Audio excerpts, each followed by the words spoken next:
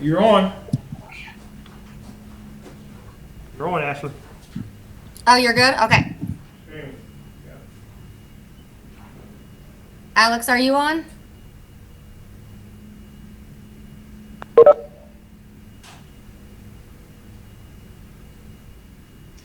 Oh, hey, Alex. We're ready to go whenever you are, Alex.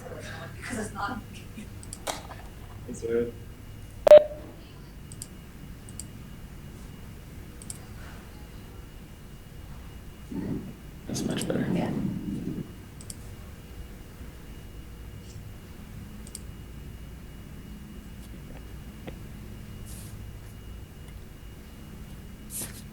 Actually, Alex, I'm going to take roll really quick. Can you hear me, Alex?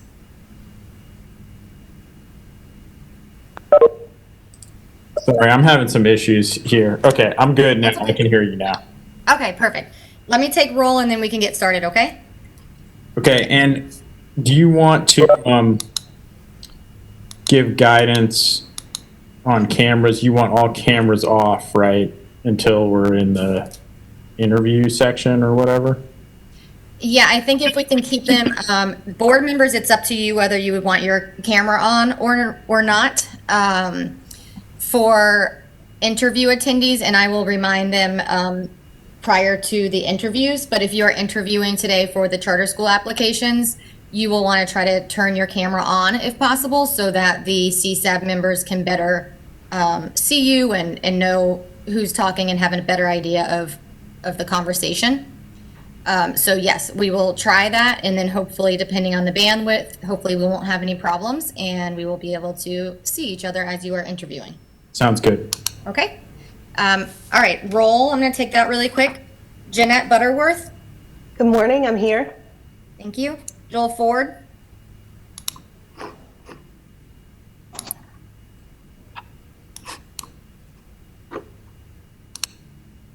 Joel Ford.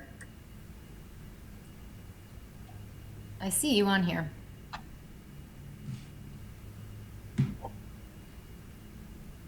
Okay. Bruce Friend. Present. Rita Hare. Present. Lynn Kroger. Good morning, I'm here. Hilda Parlay.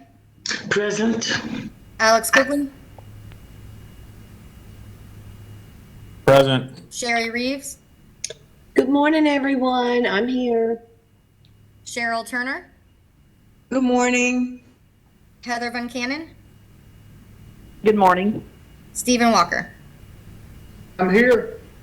All right, great. I think we have everyone attending. So that is wonderful. All right, Alex, if you want to begin.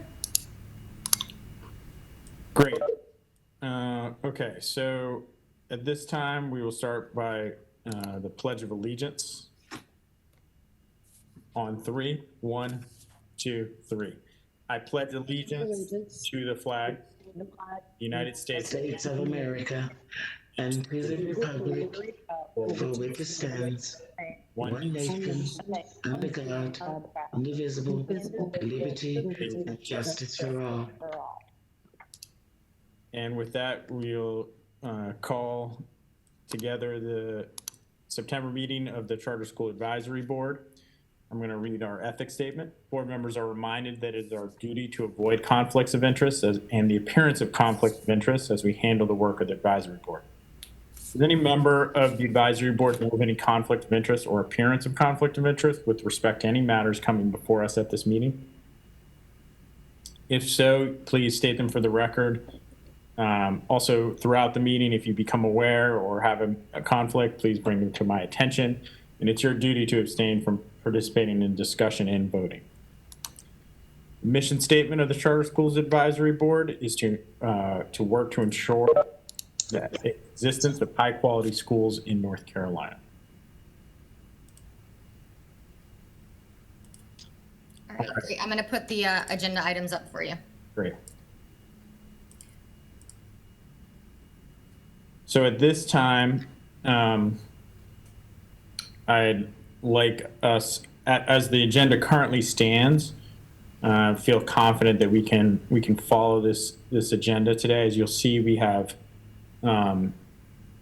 an overview of after we have our kind of initial items, we have some brief amendments and then an overview of our process. We do have some changes to our structure and process this year, followed by 3 interviews with 15-minute breaks in between. You will note there is no designated time for lunch today. So if you're snacking at some point during the meeting, folks, make sure you're on mute. And so any questions about today's agenda?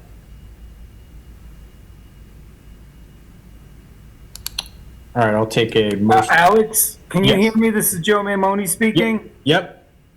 I would like a moment of privilege to give our collective thanks to Ashley Baccaro. I don't know if anyone realizes the amount of hours she has put into this board packet and all of the work that's required of her through rules and putting these pieces together.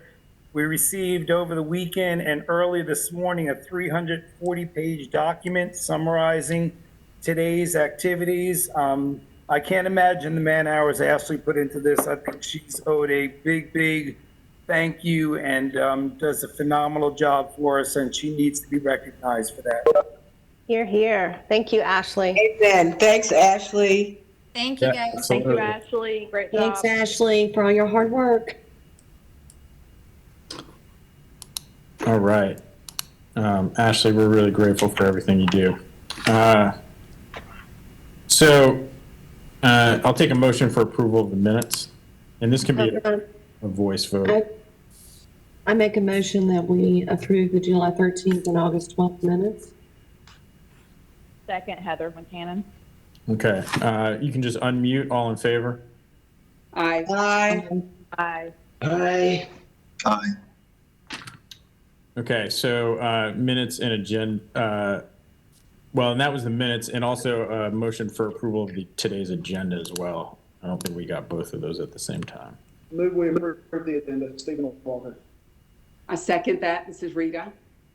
Properly moved and seconded, all in favor? Aye. Aye. Aye. Aye. It's been properly moved, seconded, and approved. At this point, we will move forward with our meeting, and excited to have our new charter school teacher of the year, and grateful to Mr. Doug Price, who represented the charter schools this year as our teacher, this past year as our teacher of the year. Obviously a strange year, but those of you that know Mr. Price, innovation is the heart of what he does, and no doubts that he was tapping that innovation in this past year, and excited for him to present us with our new charter school teacher of the year, and grateful for the time that he was able to spend with us on the board, and his representation as a charter school this past year, charter school teacher of this past year. Can you guys hear me okay? Yep. Awesome. Well, thank you, Chairman Quigley, for that. Ounce of gratitude, and to the board, I just thank you all very much for the opportunity that you have given to this Teacher of the Year platform to be able to sit as an advisor on this board. It was a great learning experience, which I told Ashley Bailey that as she's coming on, she's just going to learn just a multitude of things this year, sitting as an advisor to the board. So I'm really excited for her to be in this seat. So without further ado, I do want to introduce you to Miss Ashley Bailey. She is this year's 2020 Burroughs Welcome Fund North Carolina Charter School Teacher of the Year. And she is hailing right up the road from where I'm at Voyager in Durham. She's coming from Roxborough Community School. And I believe that, if I'm not mistaken, and Ashley can correct me if I'm wrong, but this is their second Burroughs Welcome Teacher of the Year hailing from this particular school. So they must be doing something right out there to have 2 state teachers of the year just within the past couple of years. And Ashley, I'm not sure if you're on the line. Yes, I'm here. Hi, Ashley. Hello, good morning, everyone. Welcome, welcome. Well, I will turn this over to Ashley to let her introduce a little more about herself and her classroom and everything. And again, to the board, I just say thank you so much. Thank you, Doug.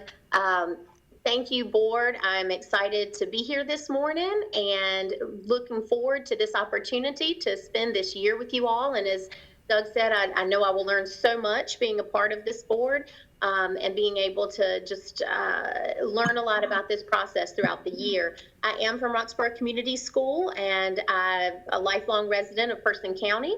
I am a high school science teacher, mainly biology, and this I am just really looking forward to this year. And I thank you guys so much for the opportunity. Thank you, Ashley. We're very excited to join you. Hopefully, we will get to meet you in person at some point in the near future. And so excited to have you, and excited. Congratulations on representing charter schools in the Teacher of the Year for this year cohort. So very excited to have you. Thank you. And thank you for your service in the classroom, your service to students, and now your service in this capacity. Many thanks to Doug as well. All right. I'm going to turn it over to Ashley for some amendments. All right, good morning, everyone. This is Ashley Becerra with the Office of Charter Schools. We have 3 amendments today, and if there are no objections, I was going to explain those amendments. They are fairly simple, and I don't expect them to elicit much discussion. So I was hoping to explain the 3 of them, and then we can do one vote on the matter if there are no objections to that. I think that sounds great. Okay. So the first one I'm going to discuss is Kestrel Heights. So Kestrel Heights is a charter school in Durham County. I'm pretty sure you are all aware of the school. They have been open since 1998, so it's one of our longer serving schools and currently serves grades K to 8. They have been going through kind of a strategic planning and reflection on the school's values and culture, which many of our schools do over the years of operation. And they have decided to change their mission statement. Mission statement changes are required to be approved by the state board as part of the amendment policy. So that is why I'm bringing it to you guys for a recommendation. The current mission statement reads that the mission of Kestrel Heights School is to promote the enlightened educational goals of the Paideia proposal while utilizing effective and innovative teaching techniques at the secondary school level. Students will develop to their fullest potential, and the entire charter school community will share a commitment to learning as a lifelong process. The proposed mission statement is a bit more succinct. Kestrel Heights Charter School is a small, diverse, and inclusive learning community in Durham that empowers our scholars to sharpen academic knowledge, demonstrate creative expression, and expand leadership abilities. Are there any questions about this mission statement?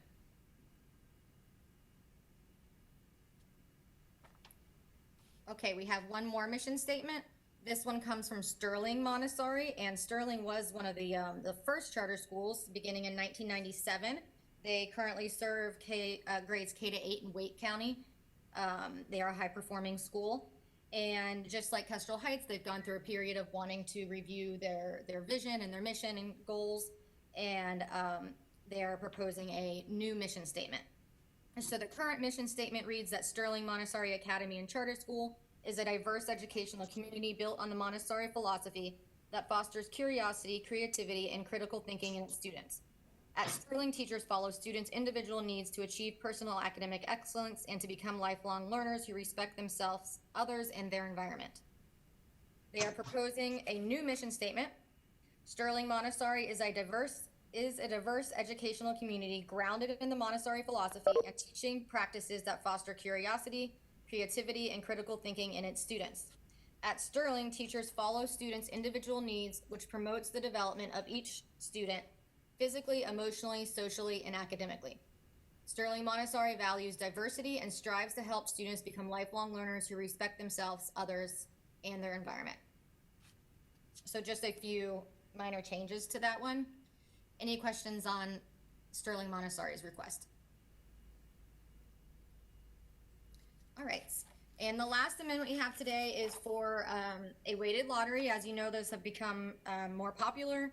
And this one comes from a school that I think will really do great things with a weighted lottery. It is Woods Charter School. It was founded in 1998. It's a very high performing school, grades K to 12 in Chatham County. However, the school does not serve a very diverse, economically disadvantaged student population.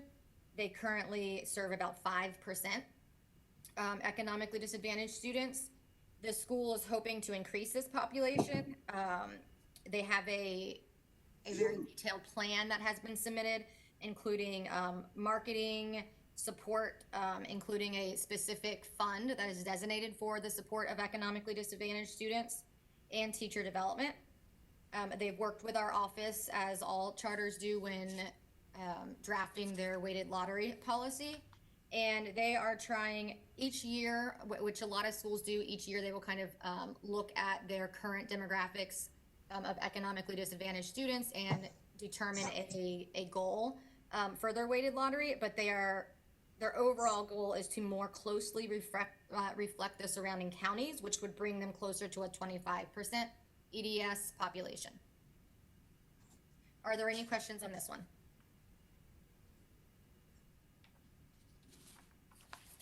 All right, great. If there are no questions, then I'm going to take a roll call vote to, well, actually, I need a motion. This is Lynn Kroger. I make a motion to accept the amendments for Woods Charter, Sterling Montessori, and Kestrel Heights. Second, Stephen Walker. All right, great. Jeanette Butterworth, Aye. Joel Ford, Bruce Friend, Aye. Rita Hare, Aye. Lynn Kroger, Aye. Hilda Parlay, Aye. Alex Quigley, Aye. Sherry Reeves, Aye. Cheryl Turner, Aye. Heather Van Cannon,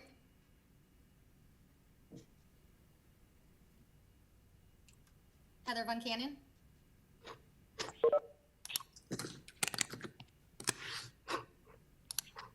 Hey, this is Heather Van Cannon. My toddler cut me off. So that's okay. aye. Stephen Walker. Aye. Great, those all passed. Thank you very much. All right. All right, we are ready to start the application introduction. Darian, are you available? Yes, I'm here. Oh, okay, great. All right, I'll pull it up.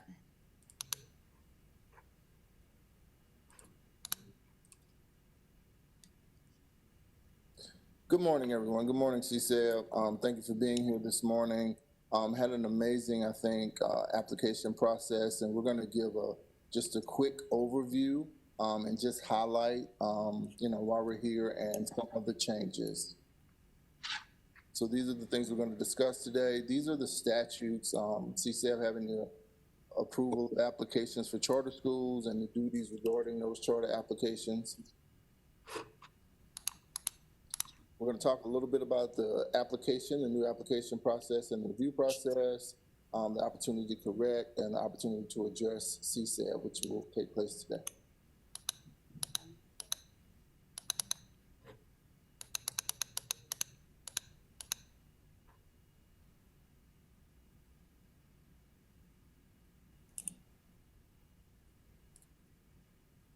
You there, Darian? I am. The slide didn't change. I'm sorry. Oh, it's okay. There we go. All right. So with the new application process, right as I came on board in February, CSAB asked for us the Office of Charter Schools, to review the process with the goal of allowing approved applicants a little bit more time in the RTO and in the planning year. This is where we made recommendations, and the changes are listed as such. All applications this year for the first time were due at the same time on May 24th. All applications closed at the same time on July 24th at 5 p.m. Quick overview, there were 51 groups who began applications. 25 applications were submitted by the deadline, 1 fast track replication, and 4 acceleration, which we'll be hearing today. The big takeaways from this is the entire application was to be submitted online this year, including all attachments. Multiple team members were permitted to have access to work on the application simultaneously.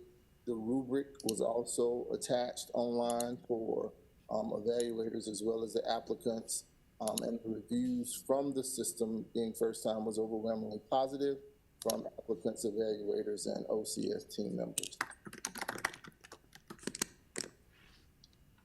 These are delineation of the responsibilities for CSAB and OCS. I'll draw your attention to the CSAB column, the bottom, which is a big change. At the end of today, you're going to conduct your round one interviews, which are going to last from 45 to 60 minutes. You're going to make one of 3 recommendations, advance to state board for approval, hold over for round 2 interviews, or to CSAB for denial. If round 2 interview is scheduled, then advance to CSAB for approval or denial.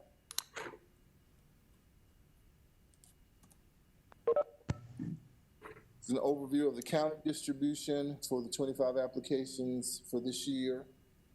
You see kind of the trend there. These were the applications that were identified as repeat applicants, either in name or party, who were submitting them.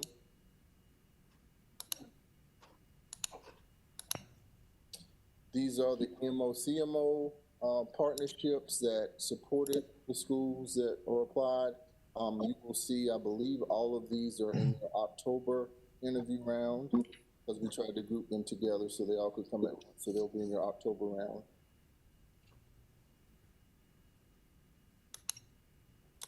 There were some applicants, if you noticed as you were going through, who expressed concerns with the pandemic around governmental offices being shut down back in June and July. So there were some difficulties getting background checks. All applicants were given through interviews to have all background checks complete. Fast track applicants were notified of acceptance of their petition on July 29th.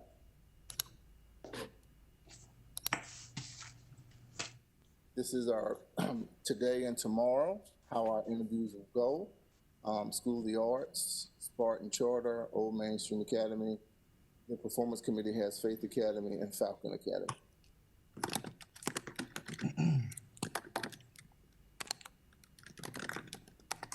These are the proposed October round 1 schedule for the schools that will be on that slate for October.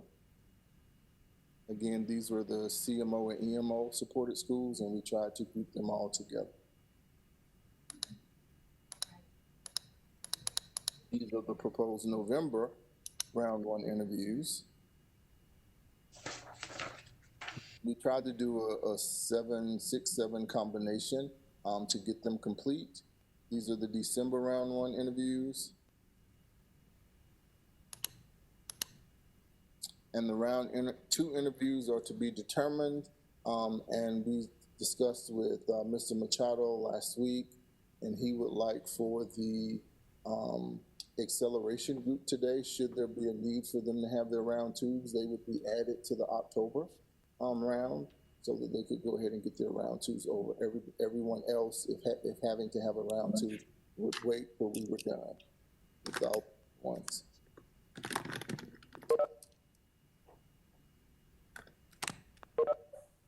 That's one more.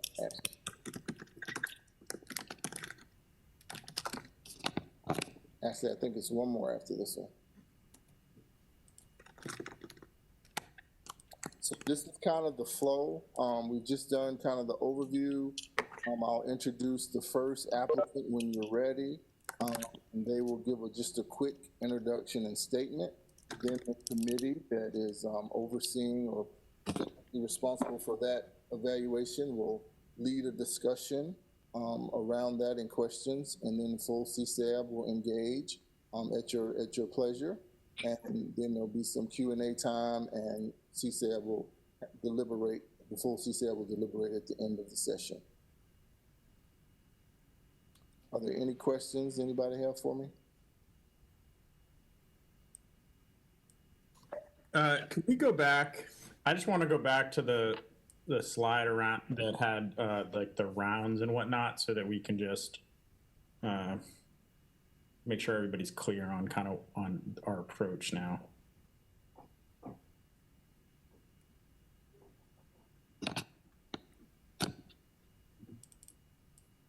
Is it this one you're talking about, Yeah, I Alex? think he wants the rounds. Yeah, just so board members, just to kind of refresh your memory, we talked. I honestly don't know.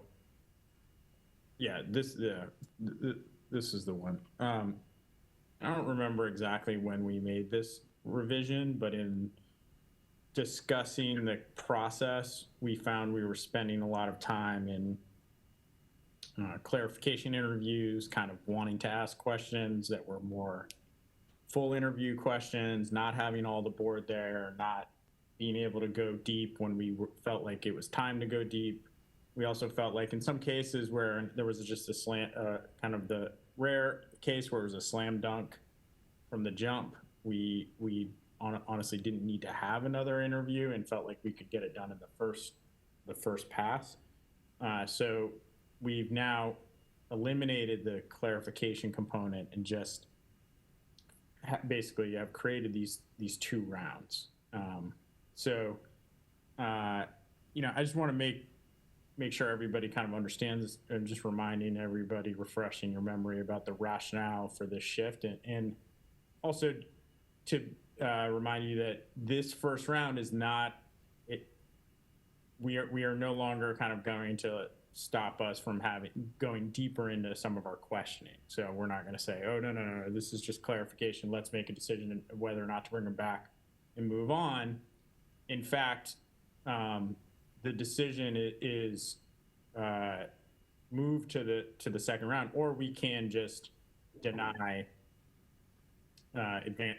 basically recommend them to not move forward after this round.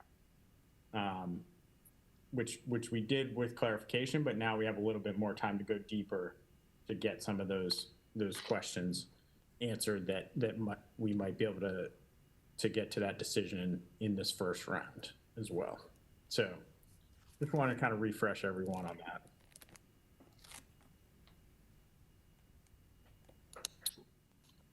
Great. Excited to dig in here. Alex, I do have a question regarding the October meeting. Yep. And I guess it will depend on the outcome of our interviews today and tomorrow. But for October, there are already 6 more. I'm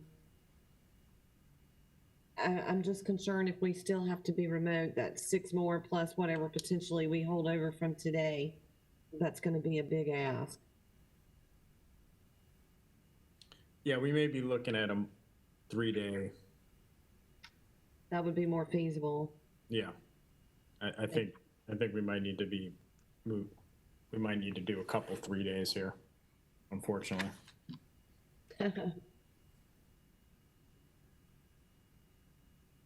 All right. Alex, this is Jeanette. Can I ask just a clarifying question before we begin? With the accelerations, can we just kind of highlight what the base requirements are to approve an accelerated application? Yes, could we have somebody from the Office of Charter Schools review that for us? Good question, thank you. Absolutely. The 2 big pieces is must have a facility and a compelling reason. So those are the 2 big pieces that you want to look at. Thank you. I will say all of them are participating in the RTO process already, because that is one of the requirements as well, that they have to participate before finding out whether they're approved or not. So they are participating in that. Chairman Quigley, this is Dave Machado. If I can add something to that also, by statute, if it is a fast track replication, that must get sent to the state board in 120 days. An acceleration does not have that same mandate from the General Assembly, just for clarification.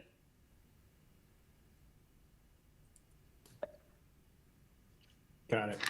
And just for the board's just kind of thinking back to previous accelerations, having a facility does not mean your need is compelling, nor does, just the need for a choice in a county. We have, as we've kind of evaluated that, we've looked at things as, particularly this is the first charter school in a county, that was something that we felt was particularly compelling. We've looked for specific partnerships that were particularly unique, model that was unique, some massive demand that was, different and an anomaly in the state, but there is some gray area in terms of how we define compelling, and certainly something that we need to sort of take quite seriously. The acceleration is, it's a significant lift, and schools that are pursuing it are taking on, frankly, a lot of risk. So we need to make sure that they're ready and that the need is compelling.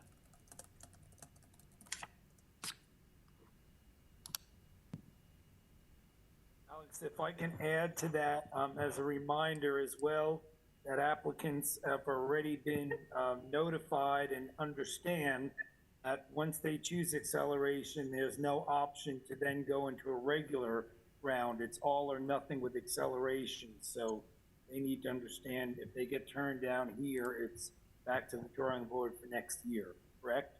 Yes. Yes. Also, I'm not sure, Dave, remind me, was Davis an acceleration that was approved for a delay due to COVID?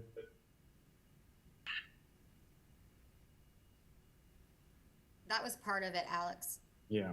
Yeah. So I just want to name for the applicants that are accelerated as well, is that's not going to be an acceptable reason to delay, and you're not going to be granted a delay. So if you cannot meet the if you're approved and you can't meet the RTO criteria, your charter will be revoked, essentially, or will just not be given to you. Because by applying for accelerated, you're saying we have the capacity to do this in the timeline, and coming back and saying, oh, well, we went back into lockdown, or we went, the environment we're in, and you selected to move forward with an acceleration, so you have to be prepared to assume the risk and the responsibility that comes with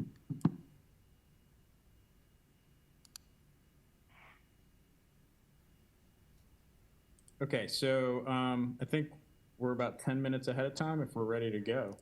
I think we are. All right, Darian, do you want to give a quick overview of the of Faith Academy? Yeah, will you jump to the slide right after that you finished, right after? Mm-hmm.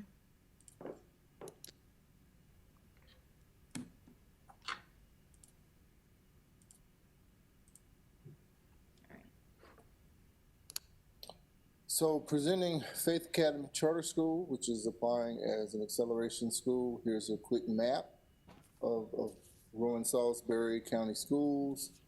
There are, I believe, 7 or 8 schools that are in a 5 to 6 mile radius of the school. Next one, Ashley. Here's just a general quick snapshot. It's K-12. Here's their levels of enrollment for the first 5 years. They are offering food service, transportation, and they have proposed a weighted lottery.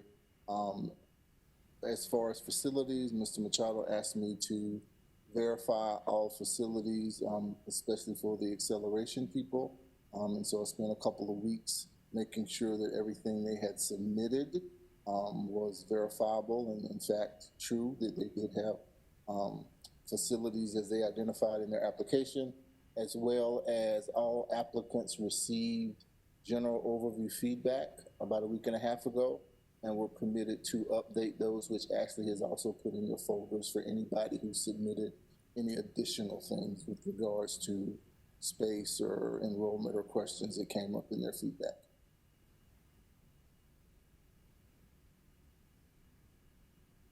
So we're ready for Faith Academy. All right, good morning, guys. This is Sherry Reeves, and I will lead the discussion for Faith Academy. I would like to open the floor up to charter board members for any major questions or concerns that you had after reviewing Faith Academy's application. Would you prefer that I do it in order of the application itself? Would that help keep us organized? I think that makes sense. I think anything we can have to manage order. Okay. So initially, the application, of course, speaks to the number of students and to the demographics. So do we have any questions or concerns in this regard? I'll just make note and then we can come back and discuss everything after we have, our questions in order. That's a lot of kids. Okay, that is a hefty enrollment number, so we'll talk about that. The need for acceleration would be the next step in the application. Any questions about acceleration? Yeah, can we get clarification on whether there are other charter schools or schools of choice in that county? We saw schools listed, but not other schools of choice.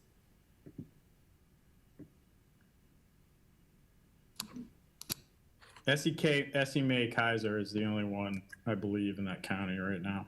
Yeah, that's correct. And it's actually in your packet. I apologize for not putting it on the PowerPoint, but it is in your packet as another slide. Also, under acceleration, I was really confused about the facility thing with this one. And that was going to be my concern as well, Sherry. But that they're planning to put modules on, which may or may not be able to do by August. And then Plan B, I think, was that they're gonna start like a, what do you call it, a youth center or something. But it didn't seem to be large enough for what they said they needed in terms of space. And Sherry, this is Hilda. I was concerned about the space in the proposed church as well, related to facility. Could you repeat that, Hilda? I'm sorry, I didn't get it. I was concerned about the space in the church that they had proposed also, if that would be large enough. Yeah, I think that was their Plan B. Mm-hmm. This is Alex. I'm gonna a tactical piece here. Remember, you can use the chat box, board members. But everything we say, everything we write is public record, of course.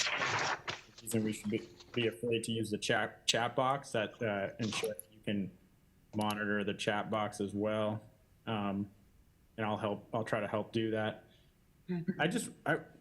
I wanted to know what is the, and I may have missed this in the application. There is a Faith Elementary that's potentially slated for closure, but that it hasn't actually been closed yet. The district hasn't made a decision. I just wanted clarity on that. And I'm not even asking the board, like, can someone that didn't miss that in the application that, an answer for that?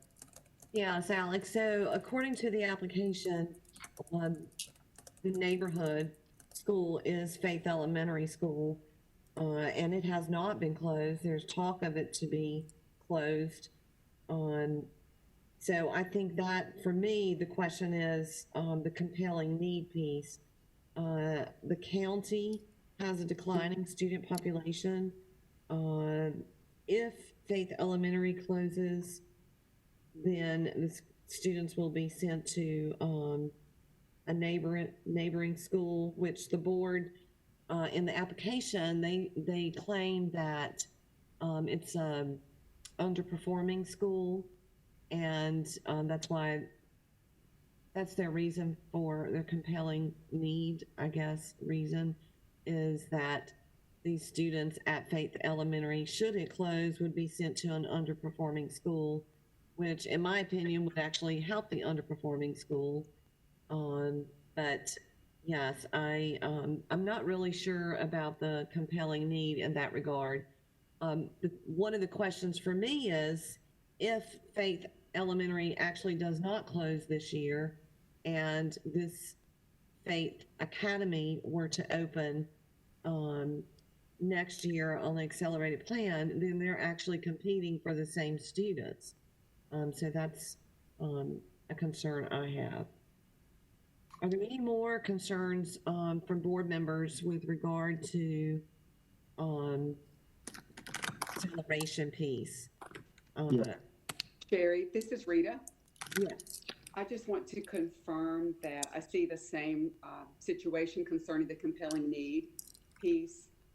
They state that this situation goes back to 2016, and the community is uncertain every year if school is going to close, students are going to be reassigned, or that, in fact, the district may do some redistricting. So they're sort of in limbo each year, and that does provide more of a compelling need. But as you confirmed, at this point, we still don't know. And if the school doesn't close, or if there's not any redistricting, then the compelling need goes away, the acceleration piece goes away, maybe even the rationale to open the charter. So it's, how do you make that determination? That's where I stand on that as well. Right. Okay. This is Bruce Friend. I'd just add similar thoughts related to that. Be largely contingent upon the closing of a school that's not actually been declared to be closing and may not close. And it's my understanding too, unless I misread the application at Faith Elementary School, which is that they think might close, is actually a good performing school, a B-rated school. I don't think districts are inclined to close good performing schools if the issues around declining enrollment weren't legitimate. And so I think it brings a very good point, which is if Faith Elementary doesn't close, you're already in an area that has declining enrollment, and now we're adding another school. Doesn't really have to me pass the compelling argument test, in my opinion. And if it does close, you're still left with a new charter school with pretty lofty enrollment goals in an area that district already decided to close a good performing school because of low enrollment. I think there's some real questions there about how compelling this need is. Right. And you bring up a good point about the lofty enrollment goals, and I see in the chat that others have put that in there too, Bruce. We're talking about opening a school with a K-12 span, so that's 13 grade levels at 500 students, to increase to 1,040 students by year 6. I have real concerns about those numbers, especially after reading the information about the system itself and the declining student enrollment. That's just a thought. Okay. How about mission and vision? Any questions regarding the mission and vision statement?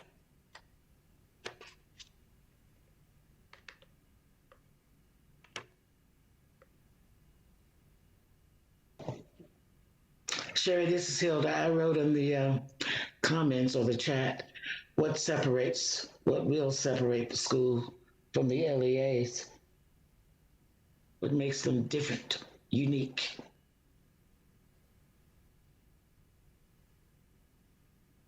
I think the CTE program in the high school would be one distinctive feature if they were open the proposed school. Right, Rita, and I think in the mission statement, it is not specified. I saw where the other, external evaluators, one of them had mentioned it, you know, it seems to be a central focus at, the high school where every student will participate in a CTE pathway, but that was not relayed, in the mission statement. Also, this is somewhat random, had a question about the enrollment projections. In sixth grade, the student numbers jumped to 80, kind of an outlier of the other grade levels except for kindergarten. I know that's a transition grade, and maybe that's their rationale, but other than that, I don't really understand why the anticipated high numbers in sixth grade. Okay.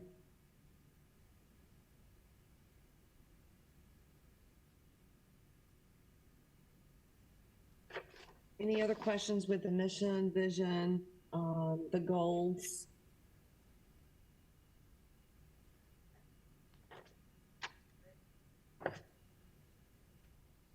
I'm flipping through all my sheets of paper, guys, so.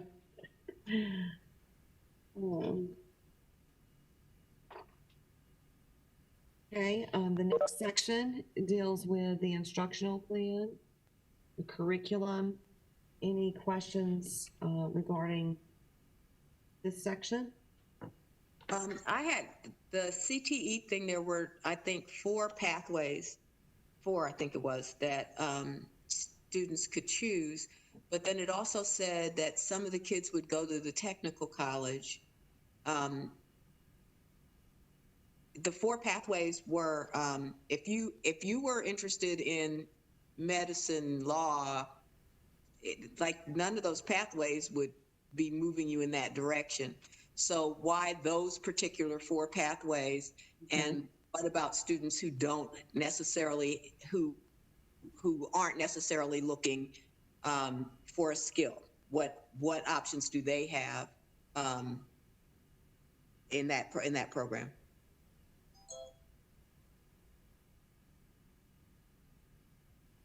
In the instructional overview part of the application, I thought it was very comprehensive and thorough outlay of the plan, except when it came to the high school, there's no mention CTE program.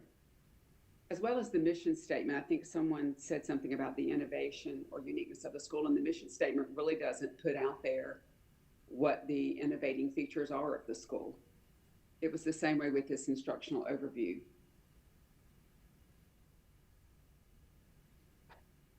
I also had questions about their stepping away from digital learning and how, what their plans are going forward with COVID, if we're back in lockdown, how they're going to serve their students, and what kind of disparities this might be creating or not creating among the students. Okay.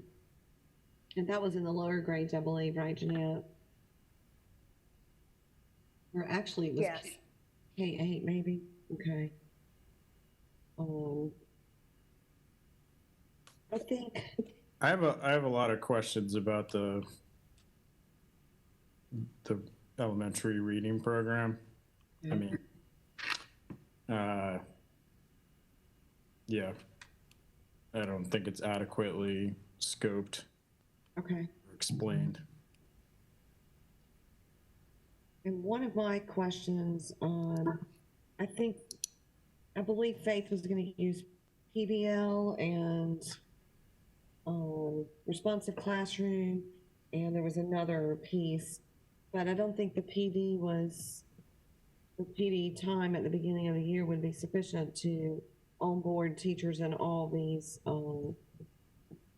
programs. I mean, they're worthy programs, but we want to make sure that the teachers would be thoroughly trained and able to implement. Otherwise, it would not, it just wouldn't work out the way they want it to. Okay, next section is with the governance. Any questions about the board itself? Bylaws? Anything in this section?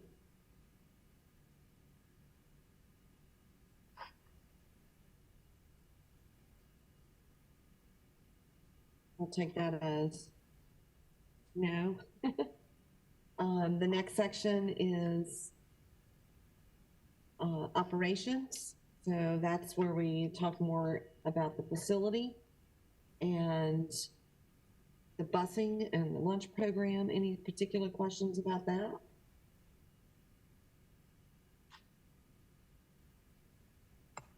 I'm not totally clear, the facility, what the plan is. The backup plan is the church, but what's the primary plan? What's the plan? Where are they with that? I think I saw something about a traffic study, which can hold everything up forever. So where are they with this, with the plan A? Okay.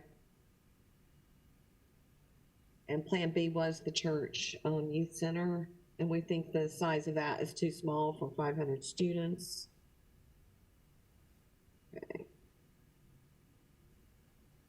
Any questions regarding the transportation plan?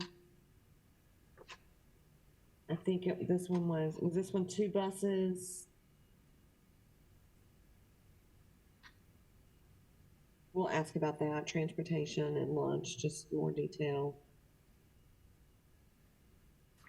The transportation is planned, the amount in the budget is inadequate for a significant portion of the students to be transported. Yeah, I think it was only 30,000, 35,000, something like that. Yeah, it's $50,000 total all in. Okay. Well, I mean, unless I'm hold on, I might be misreading this. Do they have bus driver salaries in the personnel budget? We'll ask. Transportation staff, 15,000. So it would be assumed all in 50, 60, 75,000 transportation. I mean, they're not intending to transport many kids. Okay.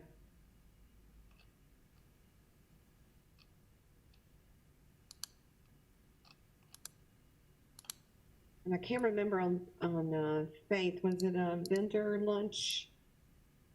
Yes, Sherry, this is Reed. I had a question about that. The language was a little unclear, and I wondered if the free and reduced meal vendors and options were the same as the full priced ones. Okay. The way that the wording almost made it seem like there were different meals being offered based on that criteria. Gotcha. And then the big one, of course, is the budget. Questions surrounding the budget.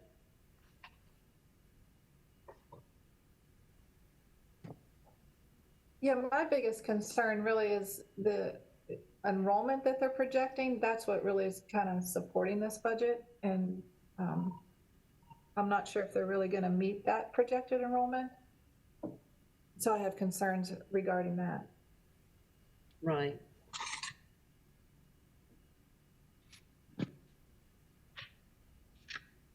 Sherry,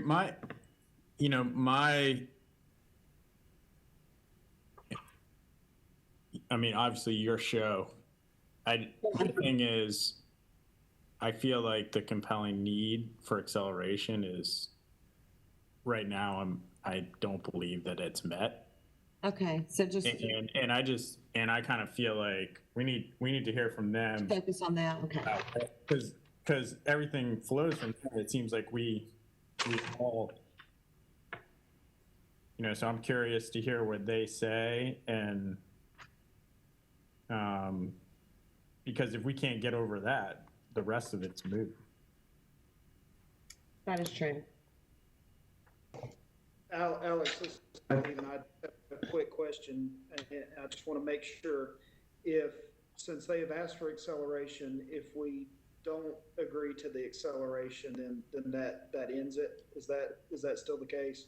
Yeah, that's what we've said all along, since last year, because the year before, that's the way we applied it last year, because as you remember, the year before, we had people basically going into acceleration on some level with the intent to just jump ahead of the calendar and get a second, kind of like putting us in a position of having to deny people twice, which we don't want to do, right?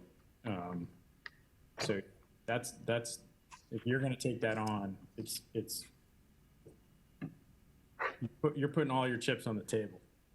Yeah, this is Joe. I want to chime in on that again, Alex, because I really think we need to do a job of making sure applicants understand the risk they're taking with acceleration. Overall, I think this is an excellent application. I'd love to see this school move forward.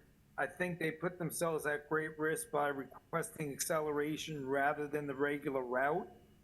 And I think we need to get that message out there that you have to have everything lined up perfectly in order to get acceleration, and to not take that chance if you have any doubts. Unfortunately, I think this could set this school back a few years if they don't have those compelling pieces in place. I don't know if the Office of Charter Schools wants to comment on what type of communication and how that was handled. That would be valuable. This is Dave Machado. I'll let Dr. Jones comment on exactly what was said, but our office makes that very clear that if you are going to an accelerated application, then you must have a compelling reason and you must have a facility. Dr. Jones, can you expand on that? Yes, sir. We shared that during all 3 trainings that we held for the applicants.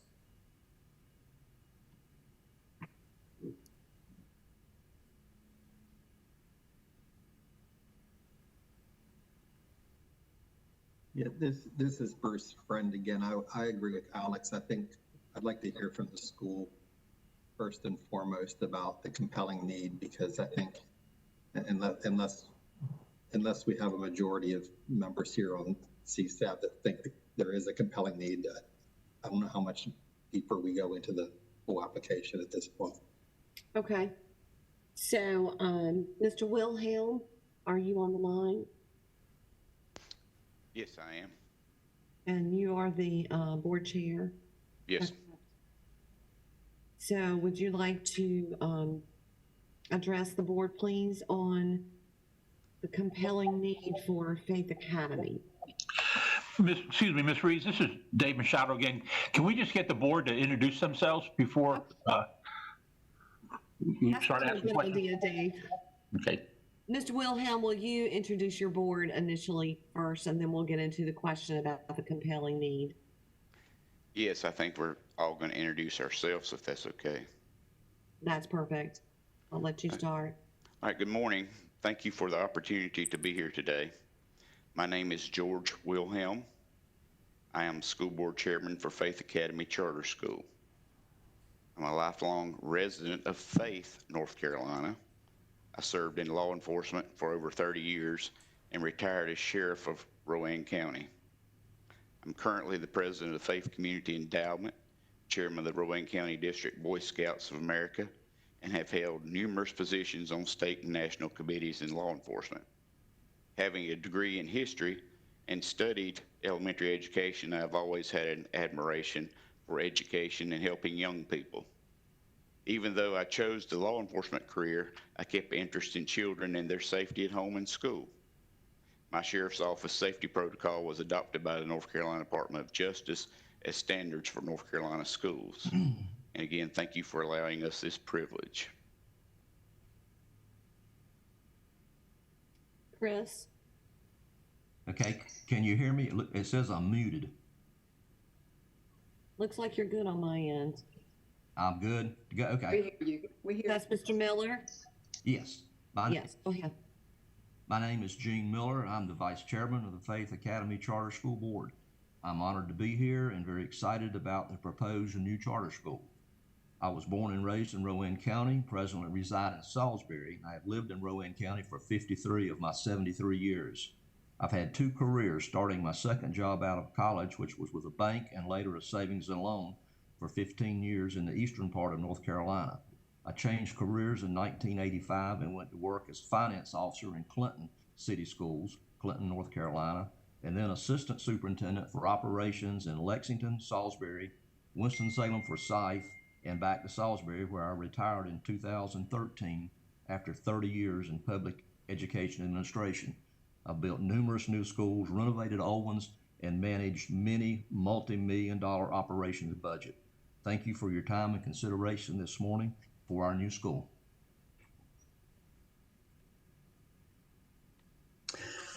Good morning, everyone. My name is Tim Williams. I am secretary to the board. I'm also a lifelong resident of Faith, North Carolina. I have been a pharmacist for the past 42 plus years. I'm currently employed by Novant Health, Rowan Medical Center in the inpatient pharmacy.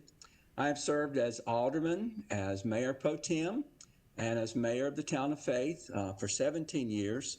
And I've been an advocate for youth and for children all of my adult life. I served as youth director for Faith Lutheran Church for many years, and I am very excited to be on this distinguished board, this very diverse board, and I look forward to having Faith Academy in our community and responding to the needs of not just this community, but all of Rowan County.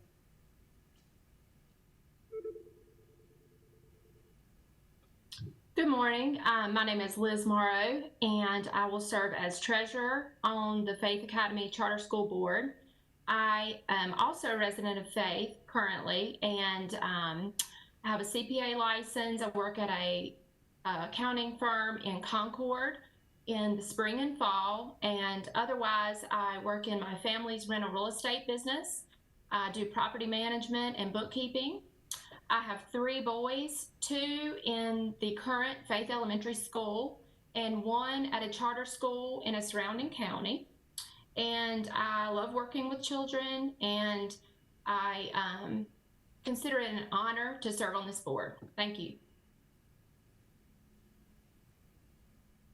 Hello, my name is Jana Griggs. I am currently the executive director of Saving Grace Farm. We are a therapeutic horsemanship facility. We do equine assisted activities for people with special needs and disabilities. I've been working with children with disabilities for about 18 years. I've partnered with the Rowan Salisbury school systems in the past to provide complementary educational opportunities in partnership with our equines. I've also worked with other school systems and many children through the years through the local school system and my church as well. And I have 2 young children in the local school system that have been very affected by everything surrounding this. So I'm very passionate about being on this board, and I'm very excited to be here and be a part of this. Thank you. Good morning, everyone. My name is Chris Cease. I'm an attorney in Salisbury, neighboring city of Faith. I grew up in Rockwell, or the Rockwell, Salisbury area, so right next to Faith, and have many good memories from Faith.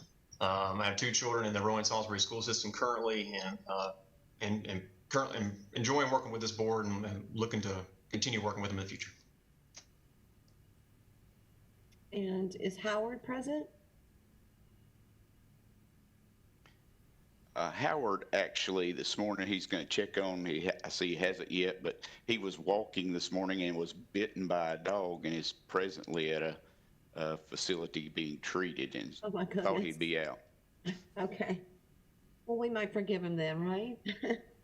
Yes, thank you. All right. Mr. Wilhelm, would you like to speak to the board about the compelling need for Faith Academy? Yes, ma'am. Okay. All right, we've had a community school for nearly 100 years in our small town of Faith, North Carolina.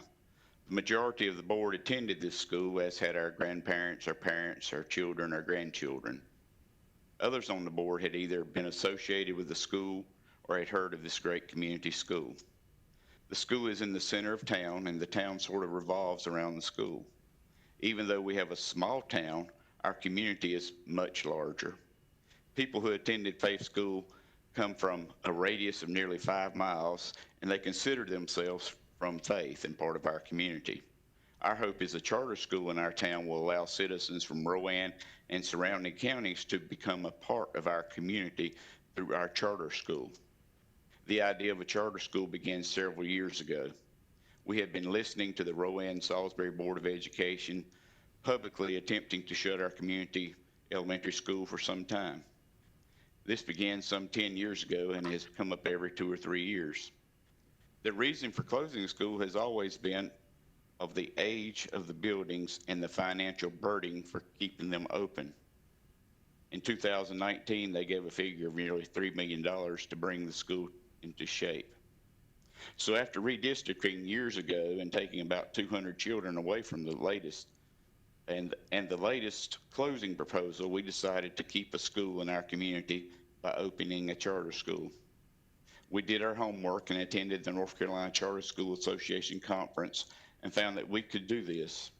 After attending the conference, we organized a charter school committee through our nonprofit in town called the Faith Community Endowment. A charter school committee visited several schools in different counties, and we looked at the schools that were operated by boards that weren't part of the community, and we looked at the ones that were ran by local boards, and we chose to start a local board school. We contacted the town of Faith to see if they would take on the charter school as a town. The town board is interested, but felt they could not enter into such a venture and gave us their full cooperation and assistance for opening a charter school.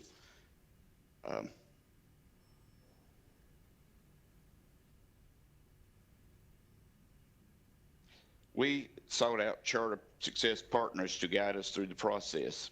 After discussion with Charter Success Partners, the board decided to open a K-12 charter so the children would not have to change school systems to complete their educations.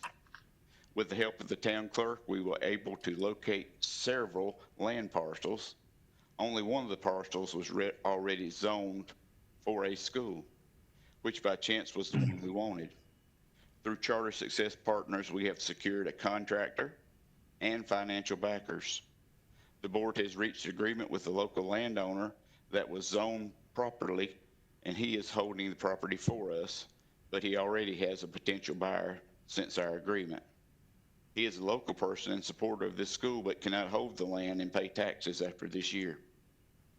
After a couple of years of work, we are ready to open our charter school with land, financial backing, a contractor, a couple hundred potential parents signed on to School Mint, teachers inquiring about employment, and a stellar administrator. We are ready to open our charter school.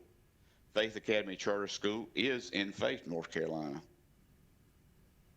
Also, just to add to this statement and what's been talked about, I talked with the chairman of the Rowan-Salisbury School Board last week, and he is bringing up to actually today at 4:30, they're going to discuss closing our school again, and it's mainly for that they can't financially afford to keep it. So we present you with our charter school application and ask you to approve it through your committee. I would like to add something, if I may. This is Jana. Go ahead. From a parent perspective and a community member, I've been a lifelong resident of Rowan County for a very long time. I have 3 siblings who have been a part of this school system as teachers. And I've seen a lot of fluctuation through the years. I actually went to school across the other side of the county. So we actually moved specifically to Faith to go to Faith Elementary School because it was the highest rated school in the community, in the county, elementary school. And it was a good school with good administrators and good staff. And we felt like we could trust our children, going to school there. However, they've been threatening to close it, especially the past, I want to say 4 years. 2016, I think, is when they really started hard pushing it. And our community fought back, which is why they didn't initially go to closing it. Our community has continuously fought back, but now parents are scared and they're pulling their children out of this school, which is why the enrollment is going down. You're seeing enrollment being pulled because people are pulling out because they're afraid they're going to close this school and they want to find the best opportunity before that happens. We also are wanting to do the K through 7 and continue the quality education that this community has offered these children to lots of children within our community, and we want to carry it through upper grade levels. Currently, we have a charter school that is about 20 minutes outside of our county that is pulling kids from this county because people do not feel comfortable continuing their child's education here locally. I, for one, have my son over at that charter school. He had 10 kids just from his class this year go to that charter school. But there are a lot of families that I know of personally that can't drive their child to that school because from the other side of the county, it's a 45-minute to an hour drive to get there. So it's not convenient. And we have a lot of parents that want their children to have a better education. They can't afford the private schools that are here. I know my family could not. So a charter school is their only other option if they want to give their child the best chance possible. And then you have to also consider the fact that we have been working on this for several years, and we've been talking about this as a community. This is not a new thing for us. So I know acceleration seems like it's kind of out of the blue, but it's really not for our community, our parents, our students, our area. The county is also talking about redistricting. They're talking about opening a mega school. They want to combine 3 to 4 local elementary schools and open a very large elementary school, which in my opinion would not be good for our children, but that's a whole different matter. But if they do that, they were proposing closing Faith, moving those kids to Kuntz, which I am not comfortable with my child personally going to a lower performing school, because that's not going to help my child. It might help that school, but what about the kids? And then when you consider them moving them then and then building this new school and moving them again, you're moving these kids twice. Or if they just redistrict and then move them again to a new school, they're going to be moving the kids twice, which is not going to be good for them. So that's my 2 cents worth. Thank you for listening. Mr. Wilhelm, what is the current grade levels for Faith Elementary? K-5. K-5. So one of the questions for me is why you would want to open a K-12 school in year 1? Well, we're actually opening it to a K-7 and going to add a grade every year because we want to have a middle school and a high school so that there is a continuation of the same type of education presented to the children from kindergarten on up. And we hope to start out K-7, and then we'll be K-8, 9, 10, 11, and 12.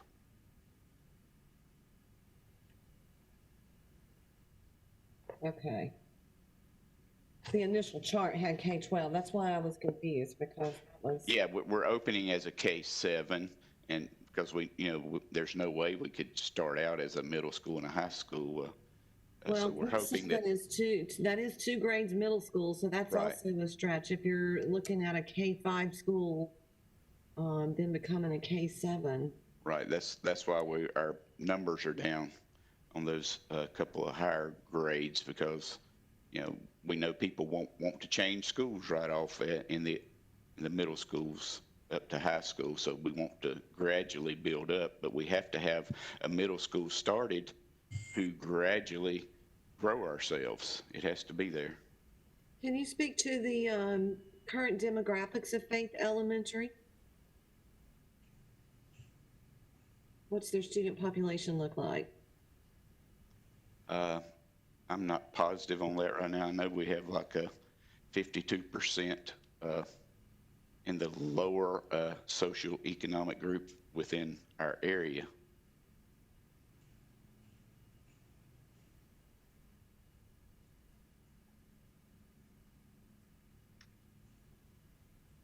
Did we get a statement, any kind of statement or anything from the district on this?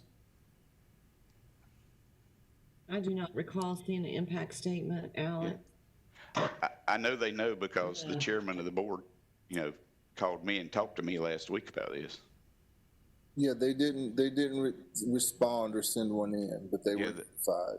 Yeah, the superintendent and the school board members that we've talked with over the past year are basically supportive of us to our faces. I'm not sure otherwise, but in every meeting we've had with them. They're supportive of us. George, can I add something to that? Yes, sir. If you will, on the enrollments, Rowan and Salisbury schools is around, I think their numbers is like 18,500 this year. And I keep hearing that we're in a declining enrollment school system. We are. That is a fact, but it is not a declining population in Rowan County. It's not much of an increase, but there is an increase. When you consider the 18,500 students, you have to add to that approximately 2,500 students that are being homeschooled this year, and approximately another 2,000 to 2,500 students that are in private schools.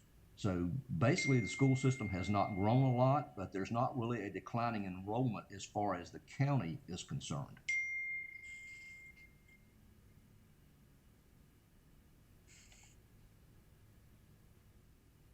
I would like to just add that, again, Jean is right, that those numbers look like they're declining in the Rowan Salisbury school system because people are leaving to go to like this other charter outside the county or homeschool or private school. And as I said, my son had 10 kids just from his class that went to the charter school outside of our county just this year when he started 6th grade. Now that charter school does not start until 6th grade, but we are aware that there are quite a few people from Rowan County that leave Rowan Salisbury schools to go to that charter school because of the quality of education it provides. And that's what we're looking to do, is to provide a charter school with a very high quality education that's well-rounded, that will give parents a better opportunity.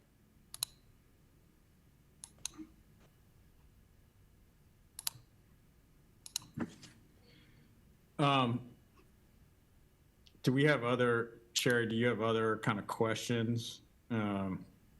I guess another big question, of course, with acceleration, Alex, is about the facility. So I understand that this board is opposed to purchase land. And it sounded like, I believe this was the right application, where you would also be building a facility while operating with modular. Can you just talk about the facility, what the layout for the first 2-3 years would be with that, and this backup facility at the Church Youth Center, its square footage, how it's going to capacitate 500 students? Our contractor has told us if we can get started quickly, that by spring they'll have the pad ready and going for the modulars, which we only intend to use for 1 year. The property we have already has water and sewer running through it. That's not going to be a problem. There's already been streets proposed through this property owner to the Department of Transportation. Of course, it wasn't for a school, it was for retail. He has retail person wanting to buy it now, but so we're actually sort of, if we have to get it started now, or we may lose even the chance ever to have a charter school. And how would you fund that?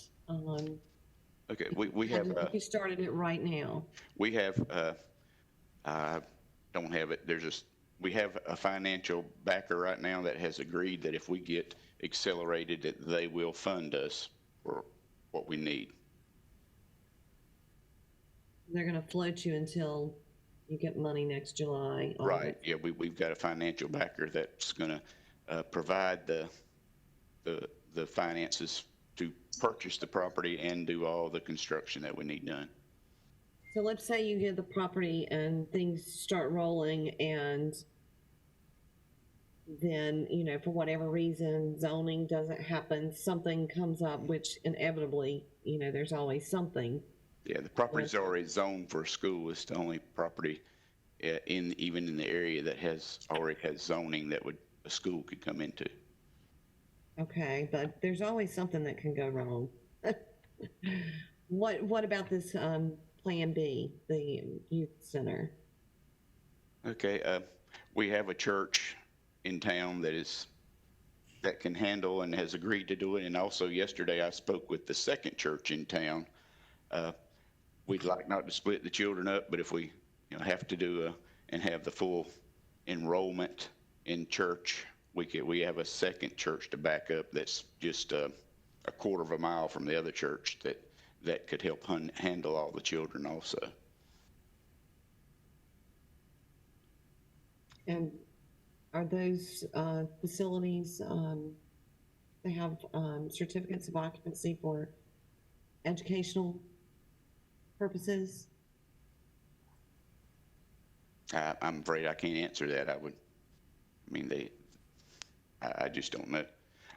Our town is, behind all that. I'm sure we wouldn't have any problem with it since the churches agreed to it. Who have you spoken to secure those modular classroom buildings? Which company? Our contractor is Hubrick, and he has a very good reputation for delivering on time. And he says that if we have the money and we get approved, which we can't get the money until we are approved, obviously, but if we have the money, then he's pretty darn sure he can have those ready in time and set up for the school year. So the church really is just a backup option. Gotcha. And also we have some modulars at one of the other schools that Charter Success Partners works with that has agreed to sell us their modulars that they no longer need, which would speed the process up even more. Okay, so are you going to buy the modulars or are you going to lease them? We have two choices. We can lease newer ones or we can purchase some that have been slightly used, which is probably what we'll do. And I guess the bigger question for me, and my fellow board members, please pipe in. It sounds like, you want to open this school, K-7, 500 students. The current Faith Elementary is K-5. It has less than 300 students now, or approximately 300 students. We lost about 100 students this year in that population, actually. Well, this year, unfortunately, is a hard one to compare to because, parents are opting to do homeschooling and various other things because of COVID. Yeah. I guess my question is, if that only has 300 students and you want to open with 5, right? You're going to actually be competing with the school that you guys love so much. Yes, before redistricting about 8 or 10 years ago, when they built 2 schools, the Kuntz and the Shive School, and took over 200 students away from our school, we had nearly 600 students in those grades just, 7, 8, 10 years ago, whenever that time was. So we know the population is there close within our used to be school district. Plus we want lots, we're hoping all of Rowan County will look to us and come to our school, and that our lottery will be full. The fact of the matter too is that whether Faith closes this year, next year, or in 2 years when they supposedly plan to have this new school built, they are closing it. There's no question of that. They've already said that. Not necessarily on record. They've said it to our board behind closed doors, but it's coming down the pipe. They've put it off because of community fight back, and they've put it off because they had some money come in that they were able to utilize in a different way, from my understanding. I don't know all the details about that, but last year they had decided to close it by the end of the school year. They had come to that decision, but with community fight back, they changed that ruling. So it's on the table. It's not going to come off the table. They're going to close the school. So where it sounds like we may be competing with the school, we're not trying to do that because we do want to pull kids from all over the county, but we want to be there for the possibility of these kids to be able to come in when that happens, because this community has done a stellar job of backing this school. This community is very unique, and that's why we moved here, because the people in this community come in and volunteer every day. They're the same faces these kids see over and over again. These children have people that care about them, and they know that. They try their hardest for these people in this community. And so we want to give that community to more children in this county, in the local areas. And we all feel very strongly to fight for that. Can I speak for just a second? This is Tim Williams. I'd like to speak to that enrollment, the 500. I think that it's important for the board to know that about the reputation of Faith. All over this county and even beyond, folks know about Faith School and the reputation that it has. And a lot of that comes from the community that we live in, the mentorship that we provide through our churches and our civic organizations.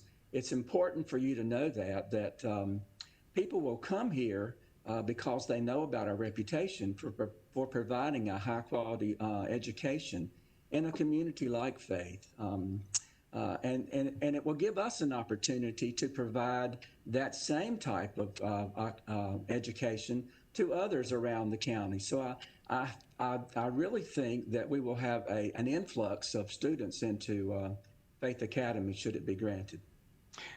Also, going back to the present school, I can't remember if it was February or March of this year, they voted to study closing our school at the end of this current school year, and that's what the topic will be at their work meeting at 4:30 today. And it was, in yesterday's paper that's what they were going to study. And there again, I talked with the chairman last week, and I think it's on go. And I don't, their main thing is, and he stressed to me last week, was the financial responsibilities to keep that school open. The school board just does not want to do. Another factor that weighs into enrollment is the fact that even through COVID, we've not been able to have any in-person events to promote this school or market this school. We haven't been out anywhere in person. Everything that we've gathered thus far has been virtual. So amidst COVID, we have 200 families on School Mint ready to be enrolled in the lottery. We have 400 families on our mailing list. And these are families, not individual counting students. So you got to consider some families have more than one child. We have 200 people that took our survey, and we have people looking for schools to go to. So we feel very confident that 500 is a number that can be met.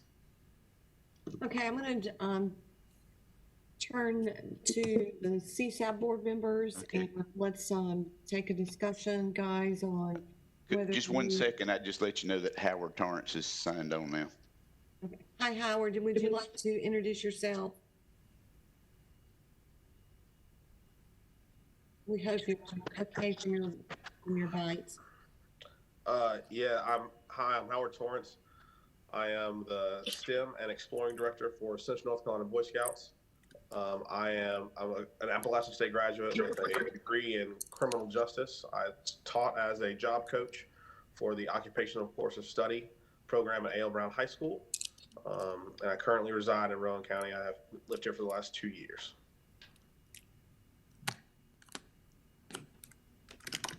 Thank you, Howard. So I would like to turn back to CSAB members, please. Let's talk about whether or not we think that the school has met the criteria for acceleration, which is a compelling need, and facilities. So I'll open the floor up to CSAB. I guess I'm still not clear on the timeline of which it'll be known whether Faith Elementary is closed. Did I just hear that there's be not until the end of this current school year that they would be making that decision? Or is it anticipated that they're making that decision within the next month? Mr. Wilhelm referred to it being an item on the agenda, their working agenda, as early as today, but I don't know that they have a clear-cut answer to that, Bruce.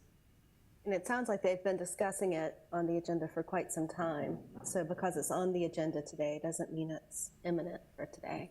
Right. And then the other question I have just goes back to the enrollment.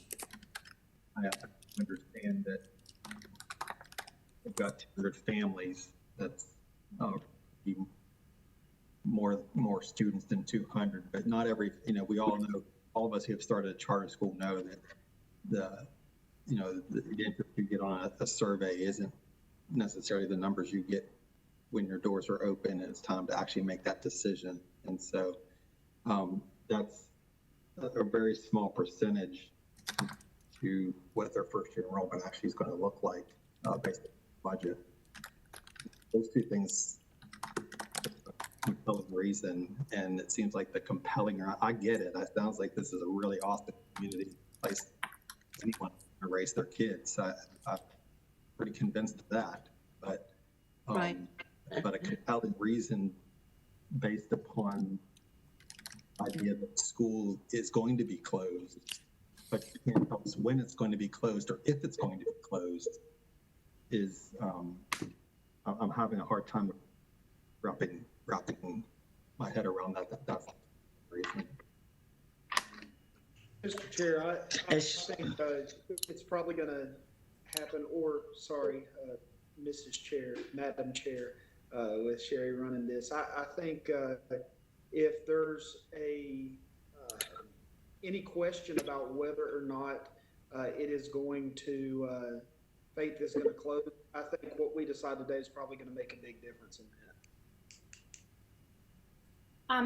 May I add one thing to this discussion? I just want to be clear that we are not trying to replace our current Faith Elementary School. We do believe it's on the agenda today, that they're going to discuss closing it again, and we really do believe that they'll close it by the end of this year. But our school is not just a replacement of the current school.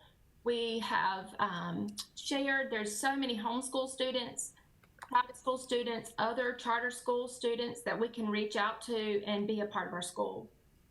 I wish, that had been a part of the application. From what I understand from the application, it's like our school's closing and we want to grab these kids and put them in a new school.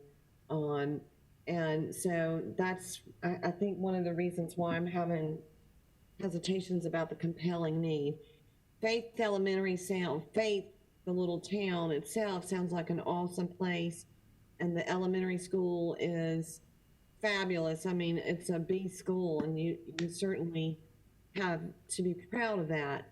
I wish the application had spoken to, the community wanting to draw in all the residents or students from all over Rowan and Salisbury school system to this wonderful model school. Hey, Chair. Oh, sorry.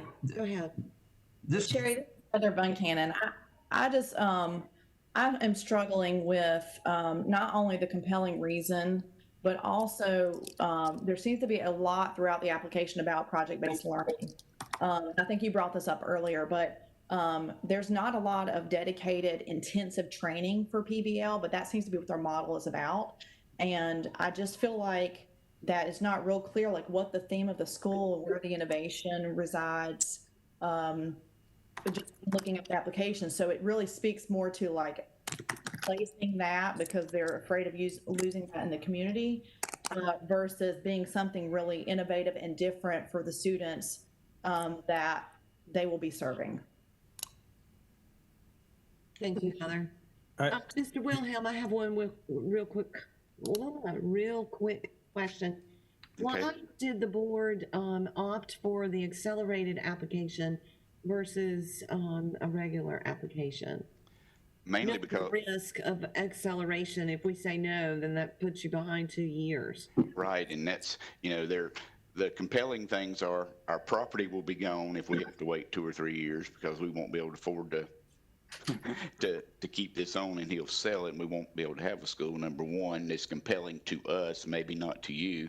And the other thing is we know the school's going to be closed at the end of this year. I mean, they've talked about it. We're going to close it at the end of this school year, and we talked them out of it. But there's no doubt in my mind whatsoever our school will be closed this year. And if it's closed, then we're going to be put years behind if we don't get accelerated. And then we may not even be able to find a place in our community to put the school. So you may be putting us 5 years behind if we don't get an accelerated school. This is Gene Miller. If I can add a couple of things to what he just said, in addition to the compelling reasons, being the property available right now and Faith is closing, and something that hasn't been mentioned, Rowan Salisbury Schools has lots of old buildings, and Faith is one of them. This building is close to 100 years old, and it's very expensive to operate, and they're going to close it. I think with the board we've put together, with the expertise that we have on our board, and which is a lot of experience, and you haven't even heard from our lead administrator yet, who worked in Rowan Salisbury Schools, but we're just trying to be proactive in this thing, and we're trying to give the citizens and the community a choice of where to go. And we think we've got an excellent idea. Charter School Partners has lots of experience with Falls Lake School and doing the PBL. We have a lot of effort there that's gone into this, and I just think that you really need to give a lot of consideration to what good this will do for the whole of Rowan County. And by the way, Rowan County is growing now. We just opened a new Chewy facility here. That's the dog food and pet food. Right. We've actually overextended our time, Mr. Miller. I hate to cut you off, but I need to refer back to the board. Sherry, can I get one more comment in before we close this off? This is Joe again. Yes, I do believe we've emphasized that facility is a crucial element to any accelerated application. I think they've made a great case for why this needs to move forward now with 18,000 students in the school district and only one other small charter school in that district. I have no doubt they'll draw students in a significant way. I think it's one of the best written applications we've seen. I've been on this board for, gosh, almost 9 years now. This is one of the better quality applications I've seen. This is one of the strongest boards I've seen. I hate to see this thing not move forward. I do believe building and needs of building in the community itself within the school district as well. These guys are doing a great favor to Rowan Salisbury by building a new facility in that area as quickly as possible. That's my 2 cents. I do agree with you that the board is very well put together. It's quite impressive. So at this time, we have overextended our time. Do I have a motion from? Excuse me. Could I please say something? I'm the lead administrator, and I've been wanting to say something so badly. Could I speak? Alex, what do you think? What? I'm trying to look at the. Does it have to do with acceleration, the compelling need, the facility? Or it has to do with several things that you have discussed while I'm sitting here listening. I've been working with this board for some time now, and I am very thrilled and committed to working with the board to build faith. And my experiences that I wanted to share with you are some of the issues you have brought up today that I can reassure you that we have a good plan in place and can move forward. But I only like to speak if you would be willing to let me speak. And Sherry, I really feel like we're pushing up on the time, and I think this is a good quality application. My kind of view on this is that this may be one we would consider having come back for a second round. Carol, I agree with that, particularly since they're saying that the school board's meeting today and is going to talk about their plans for the school. Makes sense. And with the issue being compelling, with a lot of whether or not this is compelling having to do with what happens to Faith Elementary, I think it's worth waiting a month and see what they do. I agree. And I agree with Cheryl. This is Hilda Parlay. Pardon me. Cheryl, did you hear that? I agree. Well, I think if our 2 options were to decline today or to have them return in a month, I would vote to have them return so that they could clarify these things and we could see the status of the community. This is Bruce. I would. Would you like to make that motion? I would be glad to do that. This is Rita Hare. Make the motion that we invite Faith Charter Academy to return next month, and let's have time to review the status of the movement in their community and with the other school, as well as any other questions we have about the plan could be revisited next month. And this is Super Perley. I second that. Ashley, will you take a roll call vote, please? Or is We there have any discussion discussion. first? Can we have discussion on that, Sherry? Yes, go ahead, Bruce. I'm inclined to support that motion, but I would say that I think it would go a long way for this board to have some type of statement from the local school district.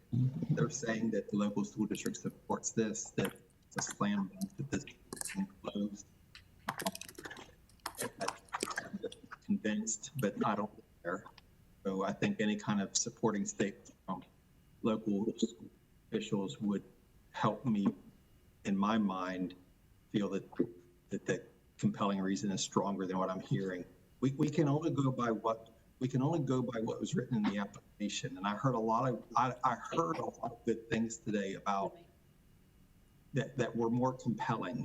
But in the application, the only thing stated in answer to the question about an exceptional need was the closer of this other.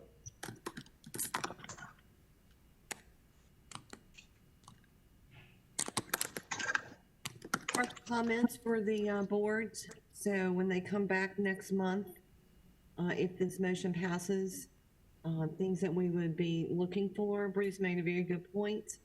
We need to. We are not residents of Faith. You are there, live, breathing, living the situation day by day. We need to feel that same thing but we need to see evidence of it. Alex, you had a comment? Yeah, I was just gonna say, I'm not gonna support the motion. I don't think the app is, I disagree with Joe. I don't think the app is particularly strong.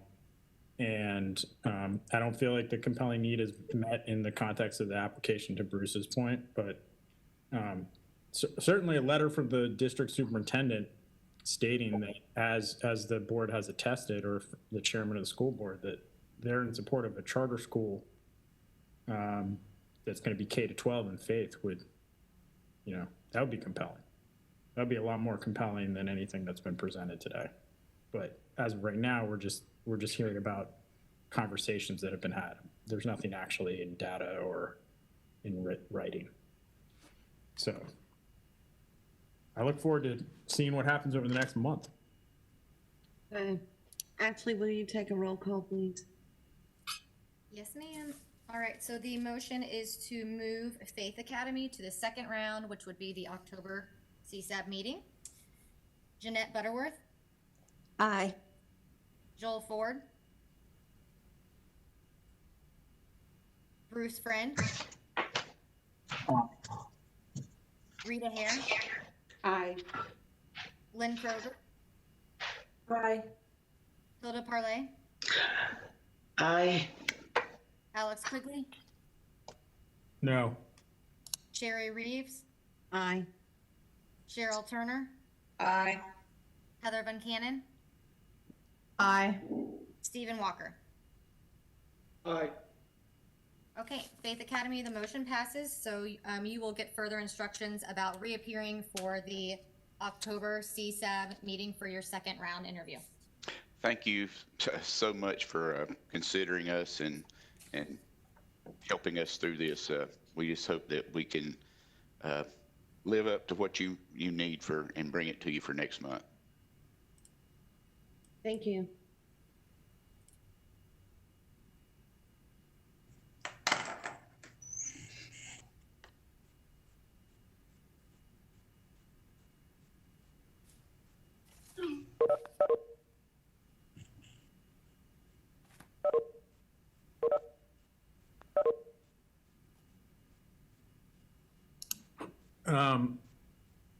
Ashley, we got a 15-minute break, right? Yes, 15-minute break. So, Board, before we take a break, and Ashley, whoever is helping us facilitate this. So for those of us that are facilitating these interviews, and then I think at the top when we do introductions, I think it's important that I don't know how I'm trying to brainstorm. We've got to figure out how to manage the board members among the applicants from just kind of jumping in and sharing. So I don't know if that's like allotting them a time where we just don't even ask questions. We just kind of let them have a free for all, and then very clearly cutting off.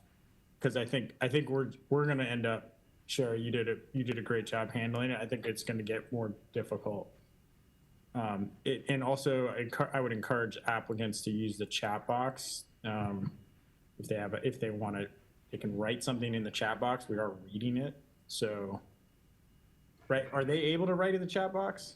I believe they are. I think so. Can they raise their hand, Alex? Yeah. Yeah, I know on Zoom we can raise their hand. Yes, applicants, so we could, always give before the next interview, we could maybe just clarify a few things. Anyone can raise their hand, so I don't know if you all will see it, but I will see that, so I can let you know that someone has a question.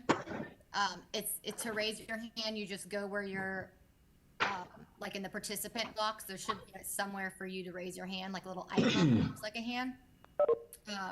It might also be on the bottom of your screen. And then anyone can write in the chat box. So anyone that's online, so they could always write in the chat box as well, letting us know that they'd like to speak. And Mr. Chair, I also think that they should be given parameters and let them know that we have a time limit for them to speak. For instance, like the lady wanted to come in after the fact and maintain those parameters. Yeah, I agree with Hilda. In terms of like maybe us really stating clearly, okay, we're now at the time where we're going to facilitate questions and participation after this time, after we close it. Like there is no more, I'm just going to unmute myself and start talking, which is what just happened. Can I jump in there? I'm just going to say 5 more things.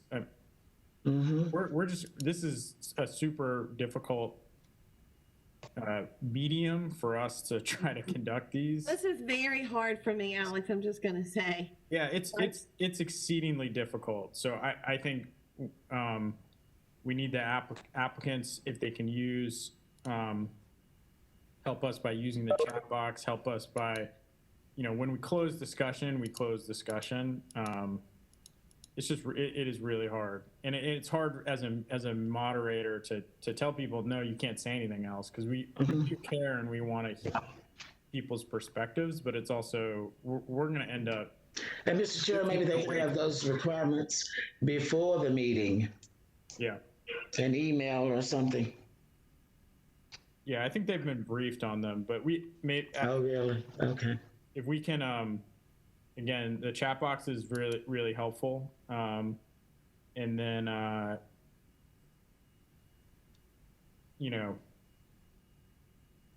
we can, I think it actually help us facilitate this raised hand, and then we can go from there. Anyways, so just wanted to share that.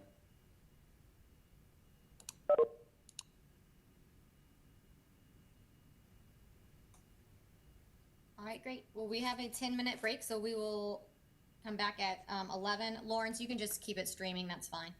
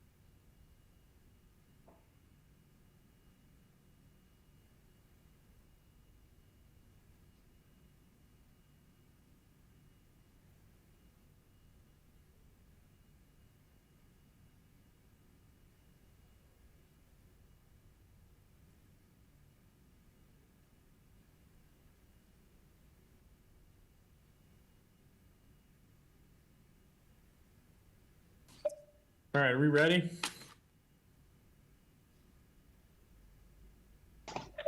Ready? If you say. You say so. Yep, whenever you're ready, Alex. We're still streaming, so we're good to go. Ready.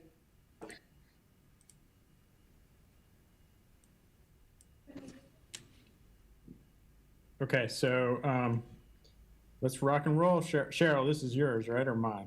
It's mine, but doesn't Darian have to do his thing first? Yep. Yes. All right, we're ready, Darren. I'm gonna pull it up right now.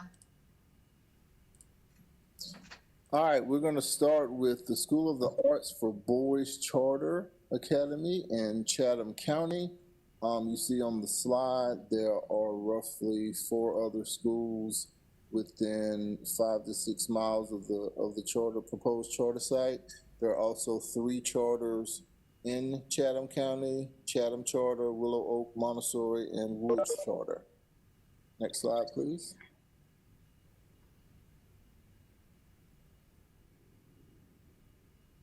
General overview of the school or the proposal: 312, year 1 starting with 3-5, adding a grade each year.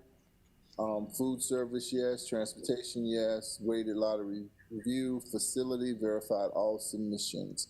There was no impact letter received from the LEA. I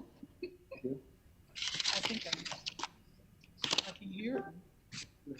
I don't know if I can hear me. That's it for me, Ashley. I can't control the thing, so. Okay, so do we want to start with letting them introduce themselves, or do we want to talk about the sections first? It's totally up to you, Cheryl. You can either have them introduce themselves first, or you could have them introduce themselves right before they start to speak.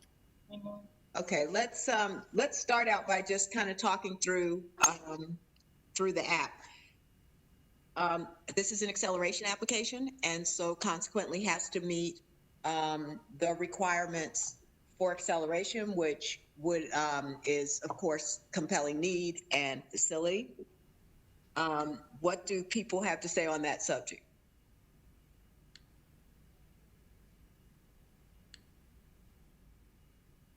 Well, Cheryl, with regard to compelling needs, the statistics, I know the school is targeting, the mission statement says Black and brown boys, and so they base their compelling need on the data for those demographics. I guess, I mean, I understand that, and I certainly see the compelling need for these two populations. I guess a question for me is, can that be stated explicitly in the mission statement? Because, I mean, that is what's driving the compelling need. So it's kind of a roundabout, if that makes any sense. I had the same concern, and so I asked Dave to reach out to legal. My concern is that race is a protected class, and so while you can target EDS, my concern was targeting race, which therefore by definition eliminates other races, could affect the fact that it's a protected class. So yesterday, Tiffany got back to me. They are going to have to research it. They are concerned that it is also a problem, that their mission statement by itself would be a problem. Then of course it's backed up all through the application.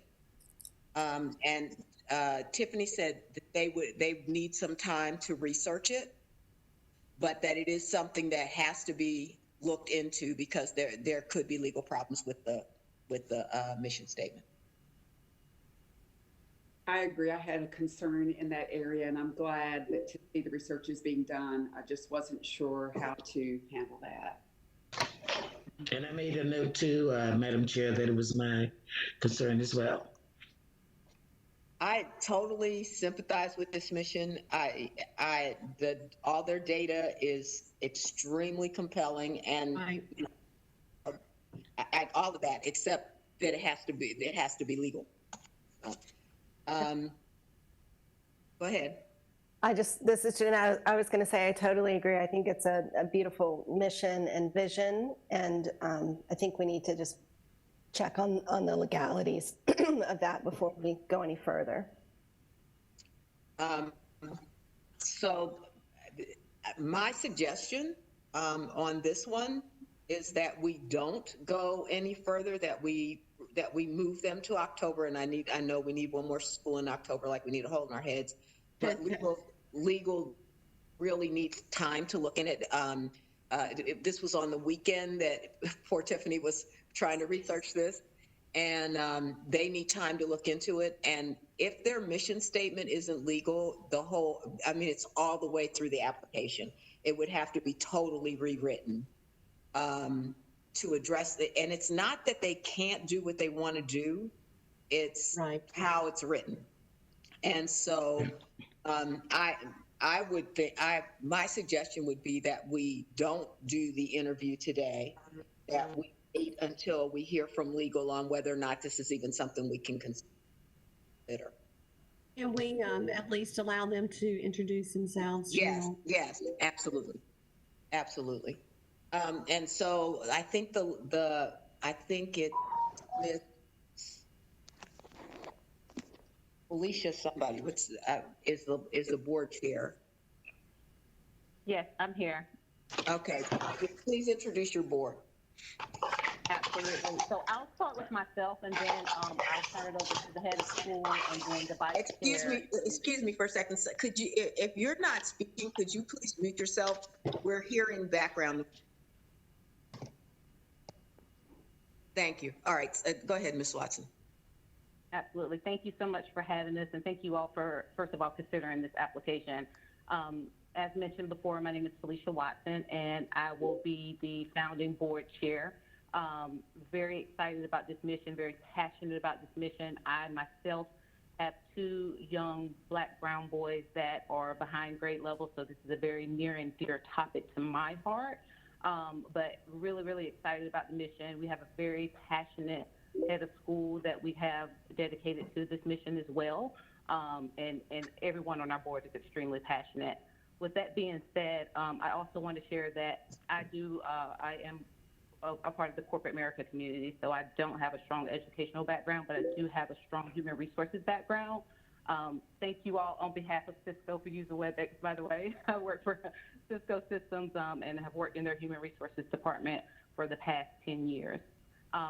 With that being said, I think I want to just pass it over to Mr. Logan, who's our vice chair, and then we could just pass it on down the line as the board members. Okay. Thank you, Ms. Watson. Good morning, everyone. I'm Robert Logan. I serve as the vice chair of the founding board. I do have a 43-year career in education. I have served in 3 superintendencies, 4 principalships, and as the state associate superintendent for the state of North Carolina, one of the 3 at the time doing the Easley administration. I'm very passionate about this mission. I know the status of the education of African-American males, not only in North Carolina, but in this country. And it's a situation that we must do something different to change if our young men of color are going to be successful. I too want to thank you, charter school board members, for accepting our application and for considering it. And we look forward to the opportunity to present it after you run it through the legal question. Let's toss it over to Ms. Toomer, who will serve as our founding principal or school head to introduce herself. Thank you, Mr. Logan. Good morning, everyone. I'm Valencia Toomer, one of the founding board members, and will be the head of school for SABA. This is, again, as Ms. Watson stated, a mission and vision that's very near and dear to my heart. I have about 20 years in education. I have served in a leadership administrative capacity from pre-K all the way through 12th grade. And I look forward in the near future to be able to discuss further with you guys about our application and our mission and why we are so passionate about this in saving our boys. I will turn it over to our secretary, Ms. Gardner. Good morning. I'm Sandra Gardner, and I also have worked in Chatham County Schools as a school social worker for a long time. And I am extremely passionate about SABA and the vision and the mission that we have. I have a connect to the community. I have my pulse on the community, and SABA is so needed for our Black and brown boys and our students of poverty right now. And I thank you so much for taking the time out to hear us and to give us the necessary feedback.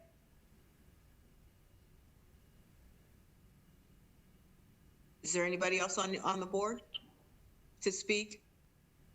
I will speak as well. I didn't want to speak out of turn. My name is Mike Wiley. I am the timekeeper on the board, but I am an artist in residence for Saba, as well as an area artist, regional artist, statewide, and national artist. I have been in every county of this state of North Carolina, and I have seen impoverished children of all colors. I will say that more often than not, it is the Black and brown children, and more specifically the Black and brown boys, that that I see more often in the far western part of the state and the far eastern part of the state that need our help, need the state's help. And I believe that given the legalities, that if there needs to be a change, a simple change in the language certainly will suffice, and we would probably still get the same amount of population that we would have gotten before. Again, given looking at the A+ schools that I have been in residence in over the past 20 years, those schools heavily lean on their Black and brown communities as populations to serve. Okay, I will speak now. My name is Sonia Logan. I've been in education for about 25 years plus at the elementary, middle, and high school, and as well as the district level as Director of Student Services in Buncombe County, the 7th largest district in the state. I have been working with students for a long time in the area of counseling, and so I see a lot about Black and brown boys who are in need of direction, who are in need of expressing themselves in a way that they can feel free and own it. So I am very passionate about this mission that we have embarked upon, and I'm hoping in the near future that we will be able to serve those students appropriately without or unapologetically.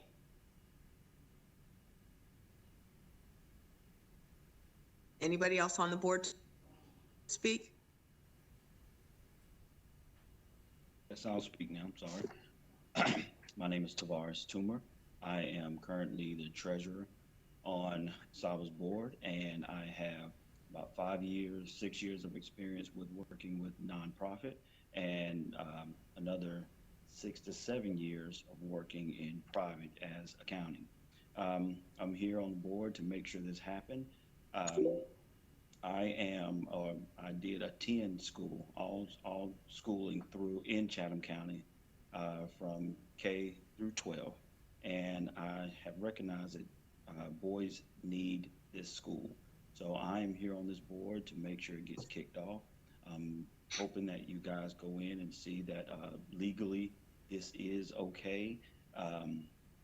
But like Mike stated earlier, if not, we will try to make the necessary changes, but we recognize that this population needs our help, and we are willing to give it to them. So with that being said, I don't know if there's anybody left that hasn't spoken, hasn't said anything right now, so I will hand it back over to you guys. Thank you. All right, thank you. Okay, let's go ahead and at least go through the app and raise any concerns that we may have if we're going to act, so that next month, if the mission is okay, then we can go ahead and actually do the interview. So we've already talked about mission, we've already talked about, well, acceleration is, are there any other concerns about acceleration besides the fact that the compelling need is based on the mission that may be a problem? Cheryl, I think there's also a question around the facility. I agree. I'm not sure if the facility will capacitate the students. I need clarity on the facility. The application said that they need 9,600 square feet for their 110 kids. This facility is 8,500 square feet. Correct. And so I have that same concern, and I would really like to see a floor plan or something of this facility to see how that's set up. What size are those rooms? Do they have enough space there? Any other concerns on the area of acceleration, which would be facility and compelling need? I believe Ashley did send a floor plan to us. Ashley, is that correct? The one I saw, I thought was for the building was for the permanent building, not the building they're in, I thought. Okay. Yeah, there you go. See, that has the gym and everything. I think maybe that is the building. That maybe it is. It is. Can we confirm what? No, because it says, doesn't it say 40,000? Doesn't it say 40,000 square feet at the bottom? Yeah, see, 40,285 square feet. That must be the building they're planning to build. That's correct, Cheryl. Yes, because I'm pretty sure in several places throughout the application, it was the youth center, I think is what it is. Yes, Sprout, I think it's called. 8,600 square foot, roughly. Yeah, I know I made a notation of that because there was a disconnect between what they said they needed and what was actually going to be available for this center. Yes. And they've said they were only planning to use it for the first year, so that floor plan can't be it. Right. Right.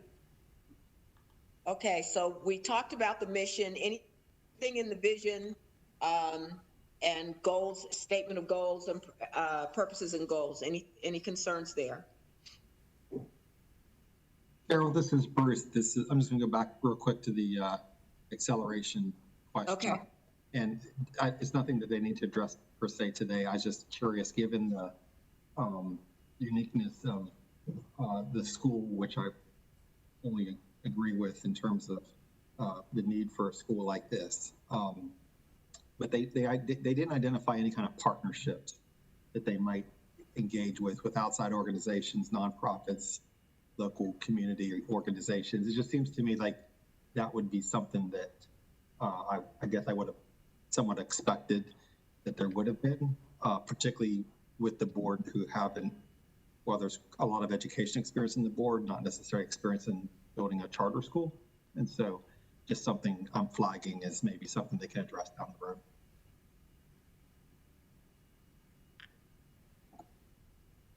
Okay, let's move to the ed plan. Okay. Concerns about the ed plan? Mine, I guess this is more of a comment, Cheryl. They have a lot of good pieces in here. We're talking about the build and all the things that acronym stands for.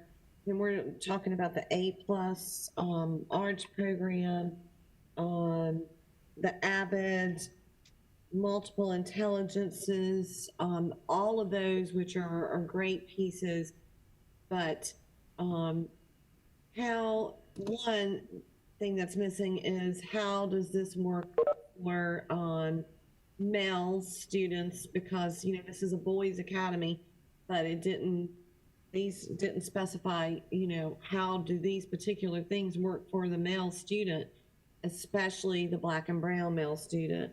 So I just and also I think this is going to be a huge ask on a set of teachers coming in first year for all of these programs.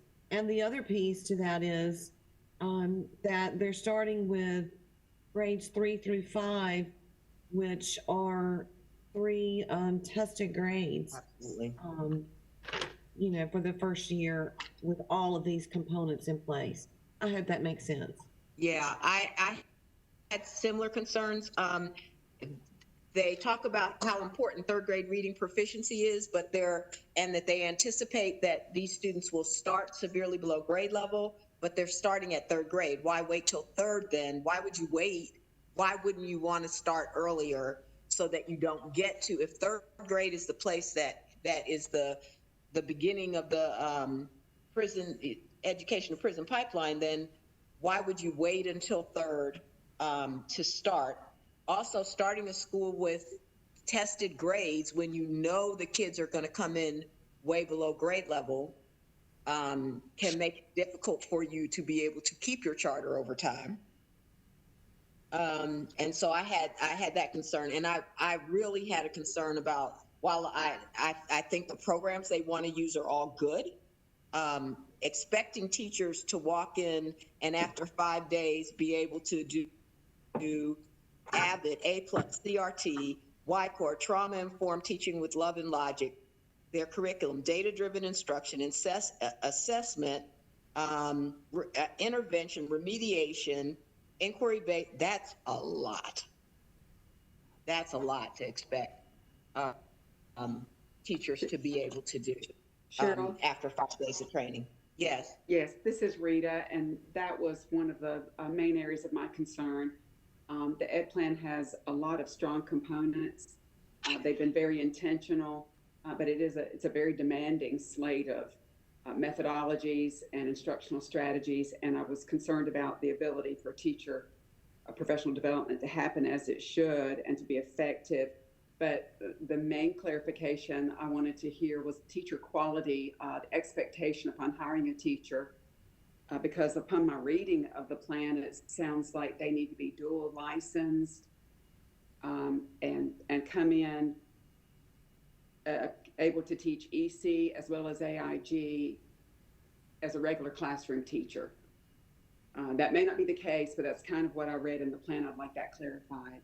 Well, and ESL is also there's a push in person, but ESL is also the responsibility of the classroom teacher. Anything else in the Ed Plan?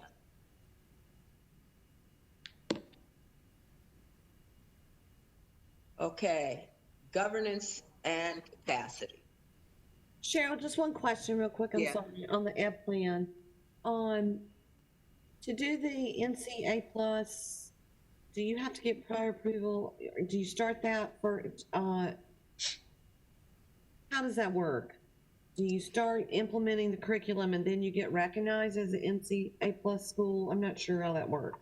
I'm not sure about that. We've seen schools before, applications before, where they affiliated in year one, but then we've also seen schools where they were kind of loosely affiliated initially, and it was 2 or 3 years in before they actually started paying them.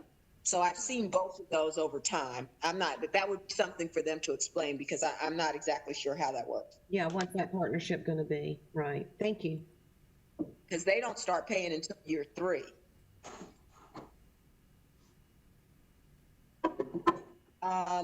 Okay, governance and capacity.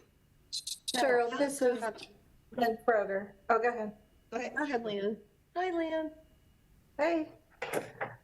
Yeah, my questions on governance really had to be more with the conflict of interest and how that would be handled as far as with the 2 spouses that are on the board. One will be the head of school, and then also Robert Logan. I didn't know if there was any relationship with Sonia, and then he's also works for AVID, and I just didn't know if there's a conflict of interest there. I feel like the board is a very strong board, and I'm very impressed with what they have put together so far, but I'm just concerned a little bit about those conflict of interest. I had the same concern, particularly about the couple where the head of school. We've seen this happen before, and the conflict of interest says, well, that the person won't vote on anything that has to do with employment of their spouse. But which, and I'm sure in those situations they don't. The problem with that is are other board members going to feel comfortable about being able to express how they feel or what, like, is the person still in the room?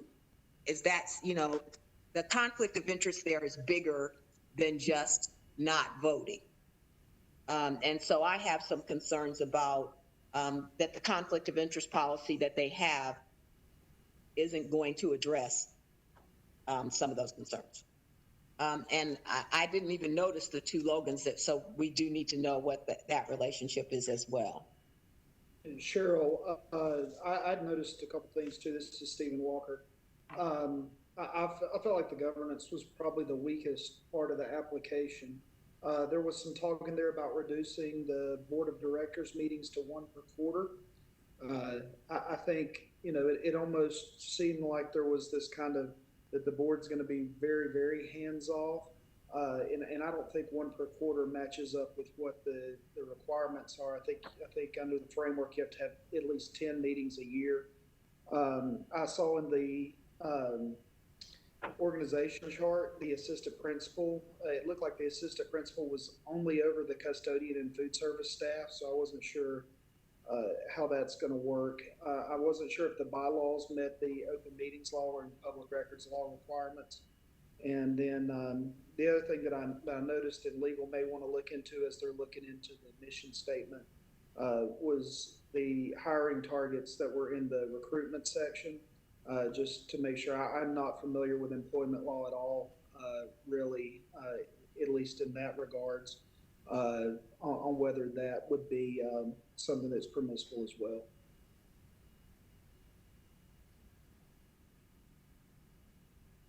Anything else? I too felt governance.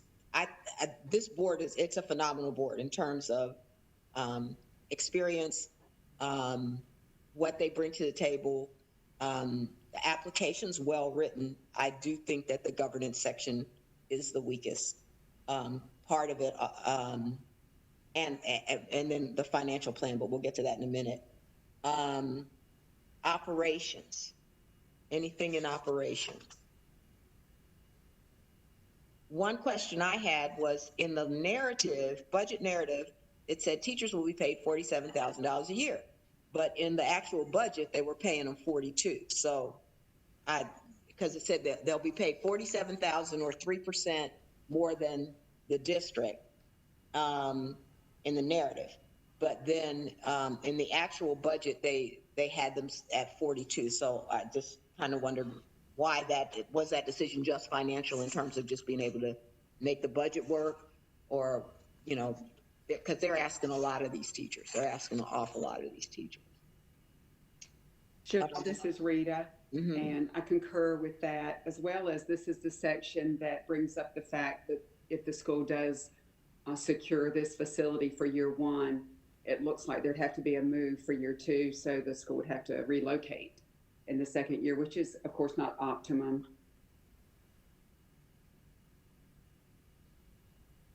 Cheryl, I also had questions regarding the, I think transportation, they were going to contract the first year with this student population. They want 60% who are qualified for free or reduced lunch. So I'm assuming they would also expect that population to need transportation to the school. So I need more details on what their expected ridership would be and the cost of these contracts, as well as I just had questions about the food lunch program. They were speaking to a lunch and snack. I think it was called a breakfast snack. Yeah. With local vendors. I couldn't really get an understanding as to whether or not they were participating in the National School Lunch Program. So just more details in the operational piece on those. Yeah, and this is Lynn. I'm sorry. Sherry, I agree with you. I was kind of, the transportation part, it just talked about what they were going to do, but there wasn't any more detail about it. So it was hard to determine if the amount included in the budget is adequate. And didn't they say something? They have, like, there's some particular neighborhoods they're targeting. And if I remember correctly, the transportation plan was designed to, to, um, to, to support those neighborhoods. But at another place, it said the neighborhoods, that several of the neighborhoods were housing developments, Section 8 housing and things like that, which seems to me then that their free reduced lunch numbers are going to be higher than 60%.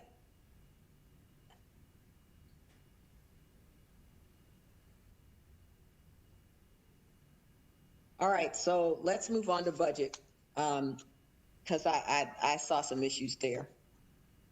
Well, the budget is where it really fell apart for me, Cheryl. One, extremely concerning that your break even is exactly the number of students that you project to enroll. And that number is very small to begin with, only 104 students. So we all know from experience with our schools that start with such low numbers how critical a budget is, because that can really make or break the school the very first year. So I have lots of questions regarding the budget, but that is overwhelmingly my highest concern. Yeah, Cheryl, this is Lynn Kroger again, and I agree as far as there's a lot of things in the budget that could add up to quite a bit, and with them being really close to break even right now. Computers seemed really low if they were especially using A+, that's, very internet based. It seems like they would need more money for the computers and what they had in there. And utilities seemed also very low, given the size of the facility that they would be projecting. And the other, along with Stephen Walker's thought on as the board seeming to be very hands-off, I was really disappointed in the narrative on the internal controls. There basically wasn't any controls in place other than to say that they were going to rely on Acadia to handle all that. But there's still significant responsibility that lies with the head of school and with the board when it comes to those financial controls.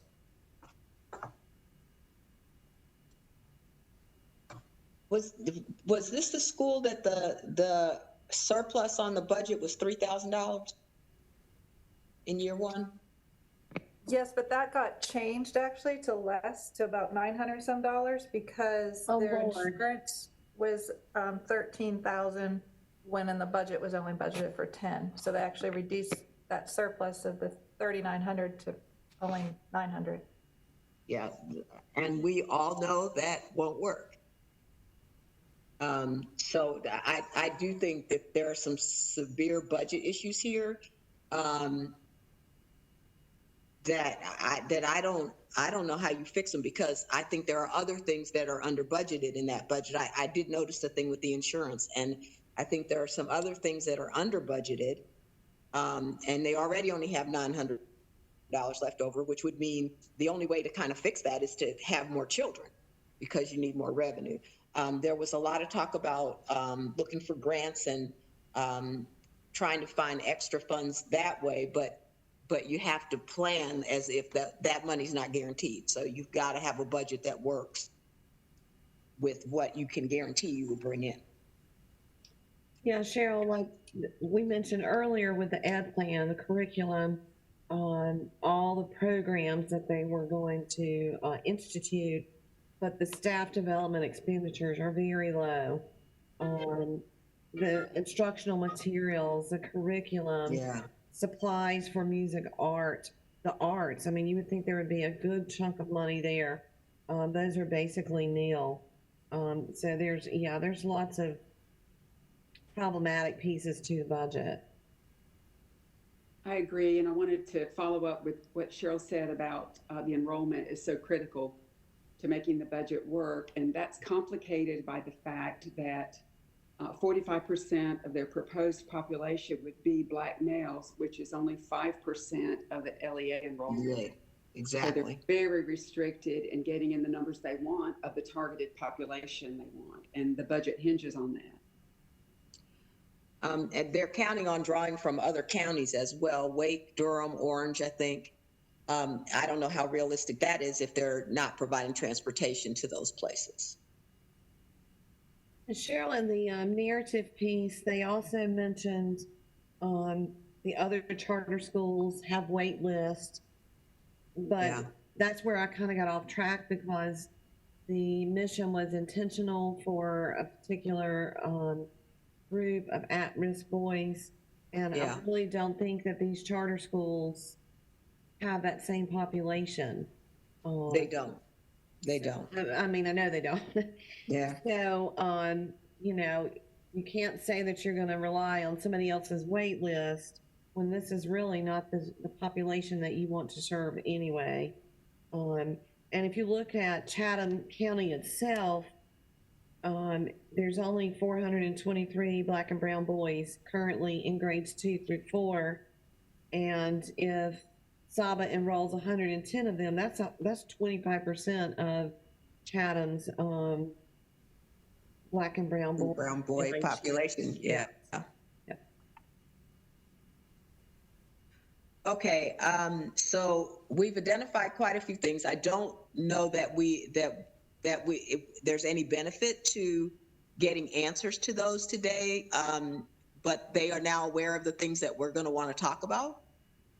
And next month, once we know what's happening with the legality of the mission, we can then address some of these.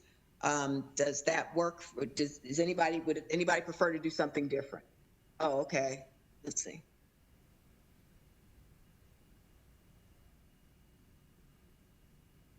Cheryl, I'm happy to make a motion if you please, to your pleasure. Yeah, please. I make a motion that we move Saba School of the Arts for Boys Academy to return in October for a second round interview. This is Hilda. I second. It's been properly moved and seconded. Is there any discussion? Does that motion need to be made contingent upon what legal says?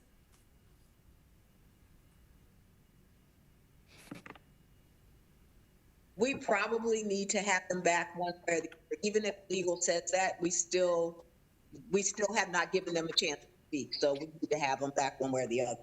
Okay. I agree. That would be good. They've done a lot of work in preparation. All right. Hearing no discussion, Ashley, would you take the roll call, please? I will. All right. This is to bring Saba back in October. Jeanette Butterworth. Aye. Joel Ford.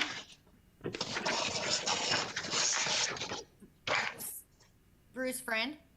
Aye. Rita Hare. Aye. Lynn Kroger. Aye. Hilda Parlay.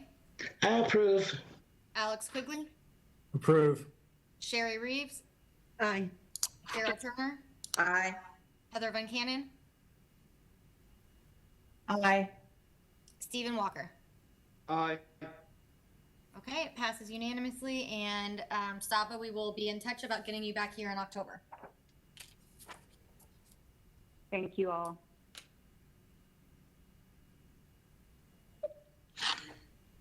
All right, looking at time, our next one is at 12, is that right? 12:15. Okay, so can we move, let's move it up. Can we start at 11:55?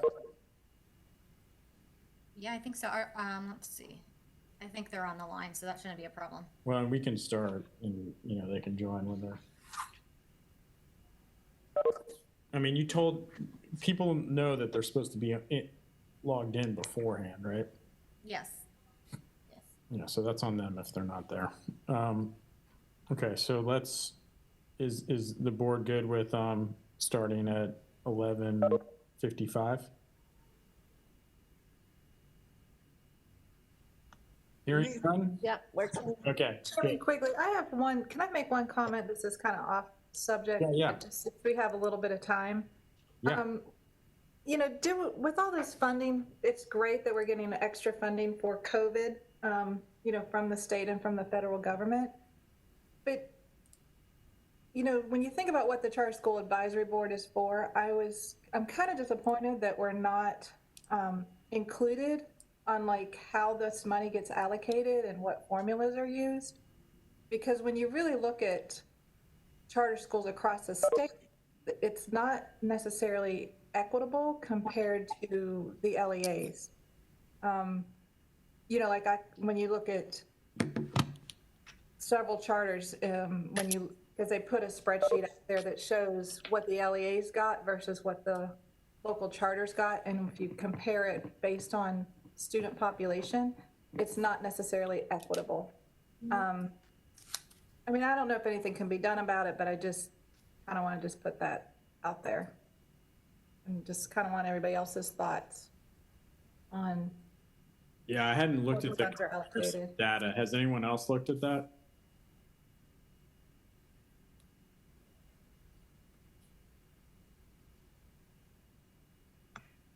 I know that there was between Joe and Dave and them, there was a big push to make sure that the schools that were not Title I, who didn't get money in that first round, got money. But I haven't looked at how it got comparing with districts. Yes, and I think that specific pool of money was, they did kind of shore that up. Charter schools that did not get the significant piece still haven't received that yet.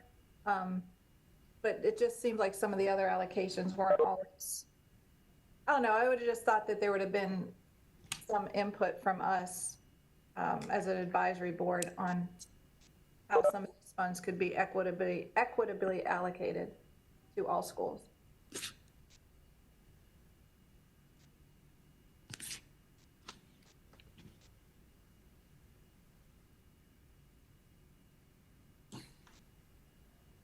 Yeah, I'm not. Dave, are you available to comment? Sure. First of all, I'm not sure any advisory board has been consulted in the actual funding of the COVID money. I know that senior leadership has done a really good job making sure charter schools were included, and I'm not senior leadership, so I want to commend them for being part of it. Some of the formulas are dictated by the federal allocation. Some of it is a formula that's used at the state level to distribute the money. Charters could certainly could use more funding. Lynn, you make a great point. Our office has tried to stay on top of that and be part of those conversations, but as far as advisory board, I'm not aware of any advisory board that's been involved in those conversations other than try to be a advocacy in those discussions.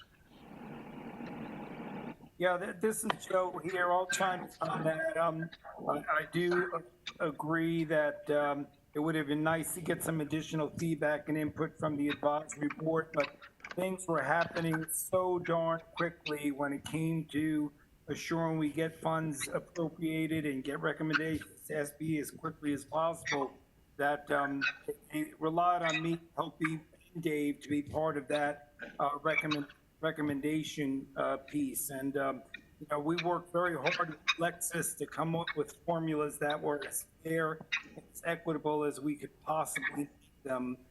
There was never going to be a perfectly fair formula in every sense for any of the funding streams, traditional or charter, but I feel good, and hopefully most of you do, that we were able to get at least some of those funds allocated to the charters. The other good thing about most of this COVID money is there's a lot of flexibility in how our part's going to be reporting back, requirements to report back about how much. And unfortunately, all of the charter schools report out what how they those movies. always a lot of red strings with federal monies like that, but we work really hard to ensure that charter's got a significant piece to it. Thank you, Jill and Dave. I really do appreciate all your hard work and input into that, because I know that that has made a significant difference in what charter schools were able to receive. So I do appreciate that.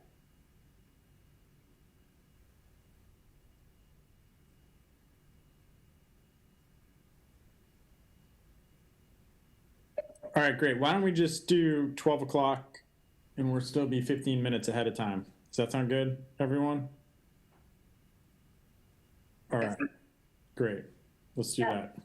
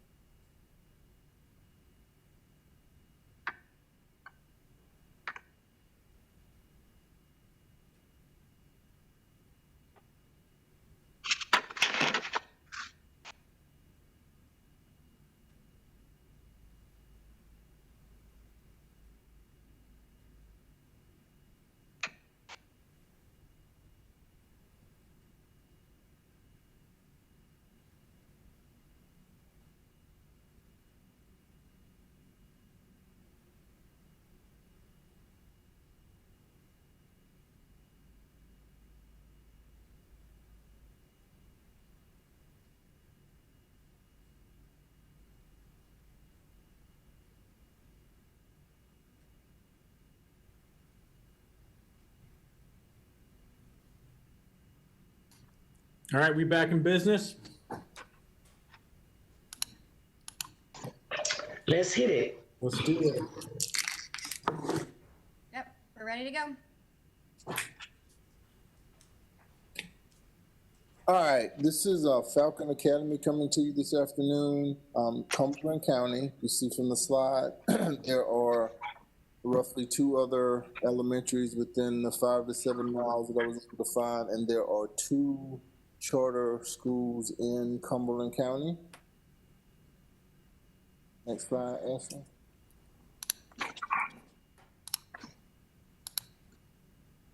General overview of their proposal. From your point to 5, food service, yes. Transportation, yes. Facility submissions were verified, weighted lottery review, and the LEA did not provide an impact.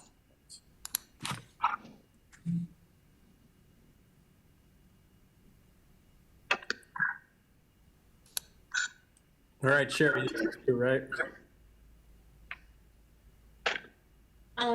Marion, this particular application is an acceleration as well as an alternative to policy procedures, or not procedures, policy or parameters for seeking alternative status. Could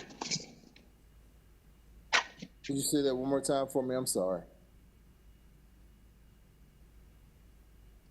So Falcon Academy is seeking an acceleration as well as alternative status. So I was wondering if you had the parameters that you could share with the board about what it is to seek alternative status. Ashley, do you have that to pull up?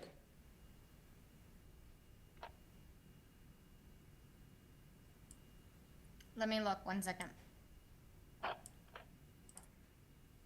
Well, while you're looking, Ashley, I'll go ahead. So board, this school is currently operating as a private school that serves, well, it's on the grounds of Falcon Children's Home. And so the private school students, for the most part, are residents of the children's home, and they are seeking to convert that school to a charter school. So it's a conversion of a private school to a charter. And while Ashley is looking, they are also seeking alternative status. Were you able to find that, Ashley? I'm looking, sorry. Okay, we'll go ahead and so board, please give me your thoughts on the acceleration piece. Compelling need, obviously the facility is in place. Madam Chair, I was going to say too, this is Hilda, that they are proven the burden of proof for the facilities, but I'm not quite sure I see the compelling need. So we'll need more information about that or explanation. Thanks. Sherry, this is Cheryl. So it seemed to me that that they were basing the compelling need on wanting to be able to serve more kids that are not necessarily children who are at the children's home. Well, that kind of negates the alternative status, because when you start serving more reg ed kids, you can't be alternative. But then when I look at the numbers, they're really not looking to serve a whole lot of kids. And so then I kind of wonder about, is the alternative status really that they want to be able to, that a numbers thing, that they don't want to be held accountable for the numbers?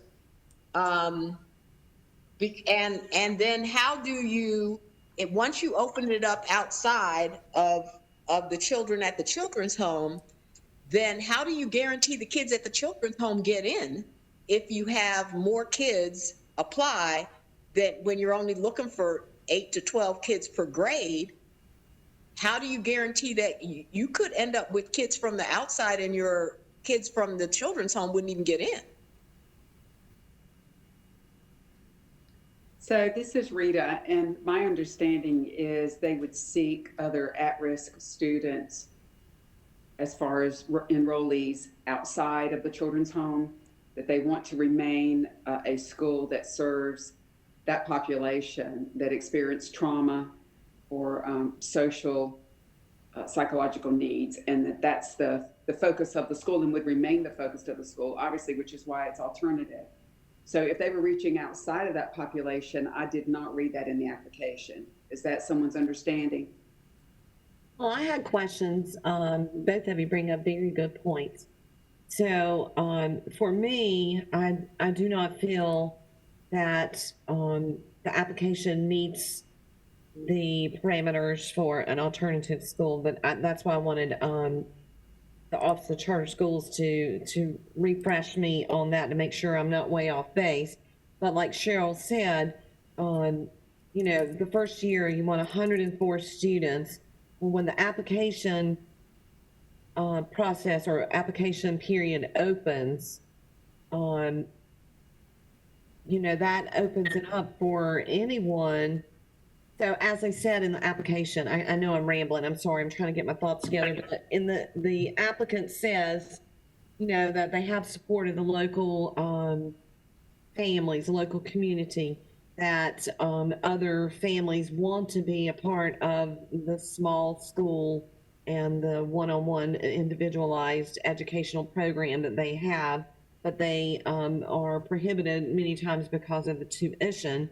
So now, when that is no longer a barrier and you open up the school for anyone to apply,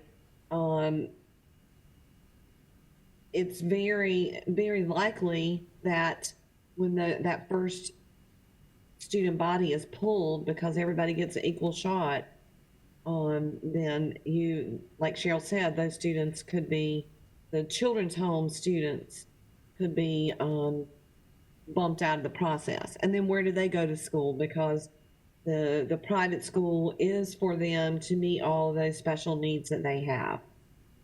Yeah, I'm reading now from the conversion rationale. It says, in our desire to serve all students, the school decided to apply for a conversion to a public charter school so that it could enroll all interested students, including the students residing in the home, if they are able to secure a seat through the lottery. Another sentence in it says, let's see. FCHFS pays for the cost of schooling for students who are residents of the children's home. However, for students who are not residents of the home, the school charged tuition to cover the cost of expenses. Unfortunately, this tuition, albeit low $4,000 per year, was too much for parents to pay, and the school had to turn people away. So it sounds to me like they want to serve more kids, and their tuition, the population can't afford the tuition. So that the conversion is to be able to serve more kids. Well, when you do that, then you're no longer an alternative. And that was my understanding as well, Madam Chair. Hilda. Well, we're talking about the three specifics at the beginning of the application: this acceleration, conversion, and alternative. And I have questions on the conversion section concerning the enrollment, but also their testing, the academic effectiveness and the data to support that. And the teacher qualifications were very unclear and may not even meet the standard for conversion.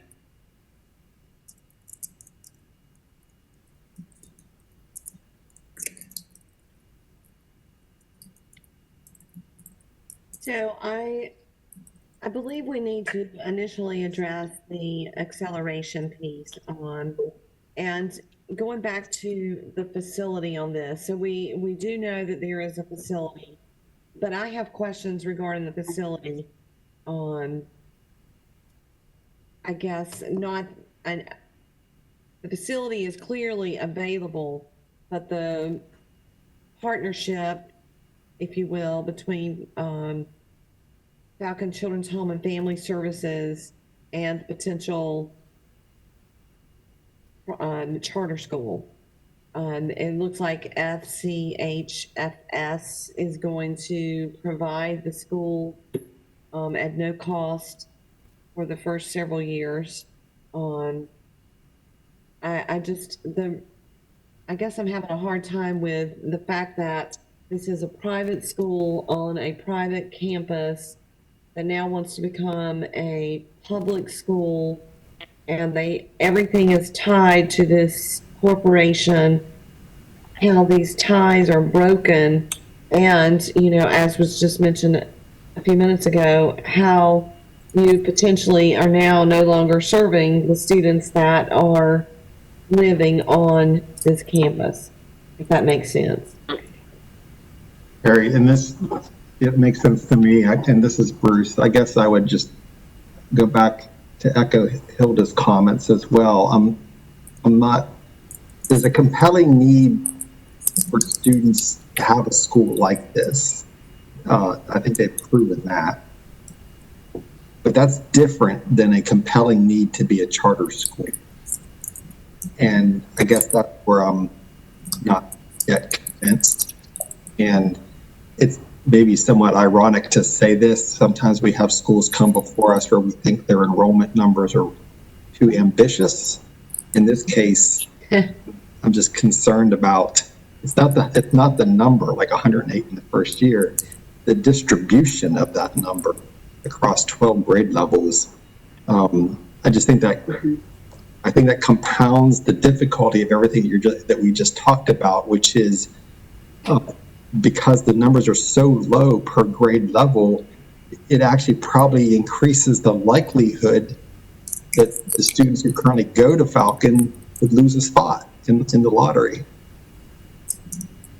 And to that end, Bruce, especially low numbers in a high school, it's very difficult to, and I know they spoke a lot about the partnership with Double Tech Community College and the Career and College Promise program, but not all students are eligible for that. Not all students are interested in that.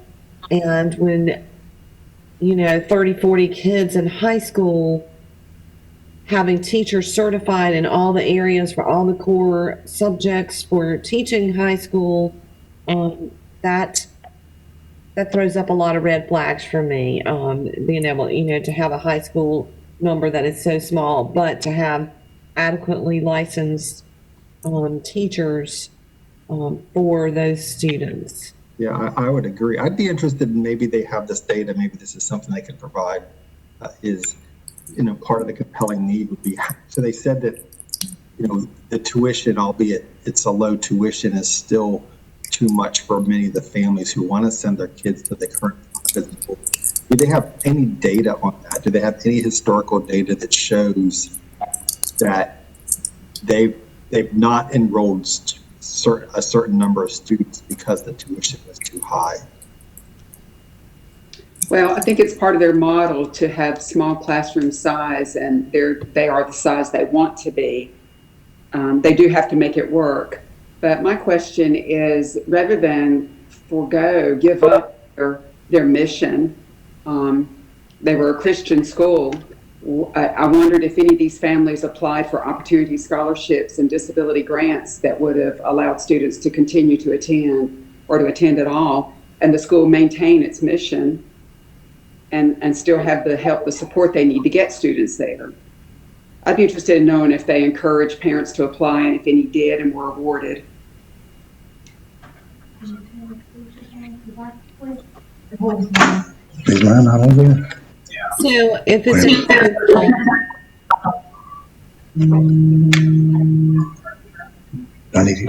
someone has their unmuted, getting some background noise feedback. If it's okay with charter board members, I would invite the Falcon Academy board to address us at this time. If you would introduce yourself and give us a little information about your background.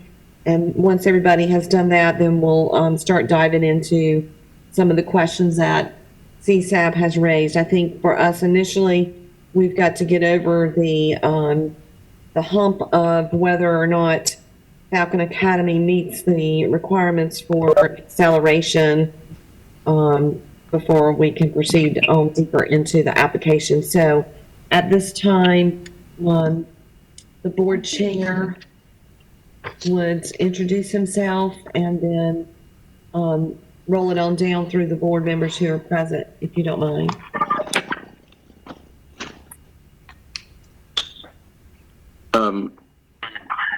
I'm Michael Stewart. I'm not the board chair. I'm the school leader.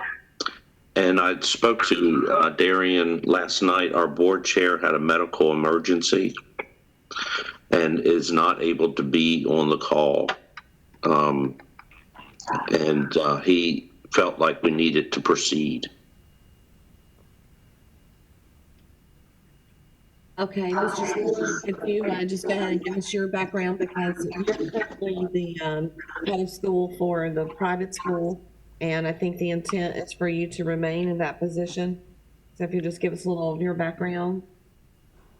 Okay, I'm a former college president and a dean of a graduate school.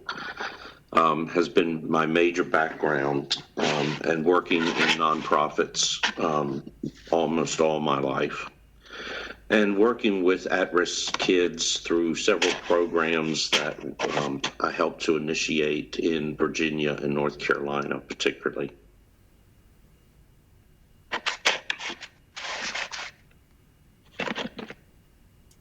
Are any of thank you, Mr. Curran. Any of the other board members present? I see Mr. Leggett. Yes, this is Joey Leggett. I'm the CEO of Falcon Children's Home and Family Services. I have been the CEO for 13 years at Falcon Children's Home. Prior to that, I was a nursing home administrator for 12 years. I'm still a licensed nursing home administrator, and I've been working with the children here at Falcon Children's Home for the last 13 years, and was on the initial board that started the private school here, and have been so pleased with the success our kids have had that we thought if we could go the charter route, it would help get our kids some more of the essentials they need to be successful in life. I am a social worker by trade to begin with. I have also trained administrators how to be nursing home administrators, and I have served on the Emmanuel College Board as well as the Christian Education Ministries Board for the state of North Carolina. Thank you, Mr. Leggett. Is Mr. Turpin available?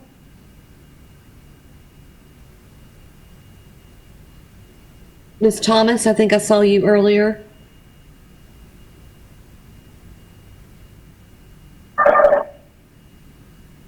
Ms. Thomas should be on the call. I saw her earlier. Ms. Linda Thomas, are you there?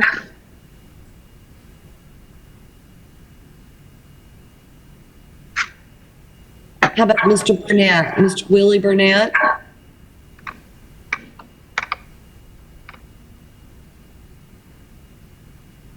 Miss Mary Clark? Yes. Hi.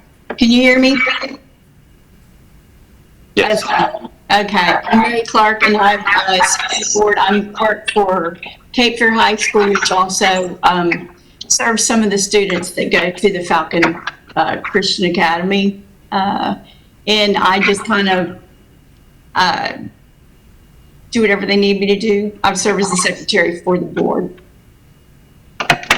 This is Linda Thomas. I'm sorry I was able to get unmuted when you called on me. I am a board member.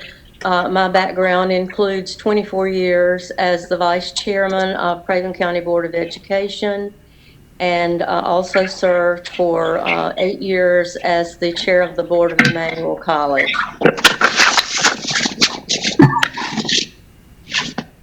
And so the application shows that you are the school board chair. Is that not true?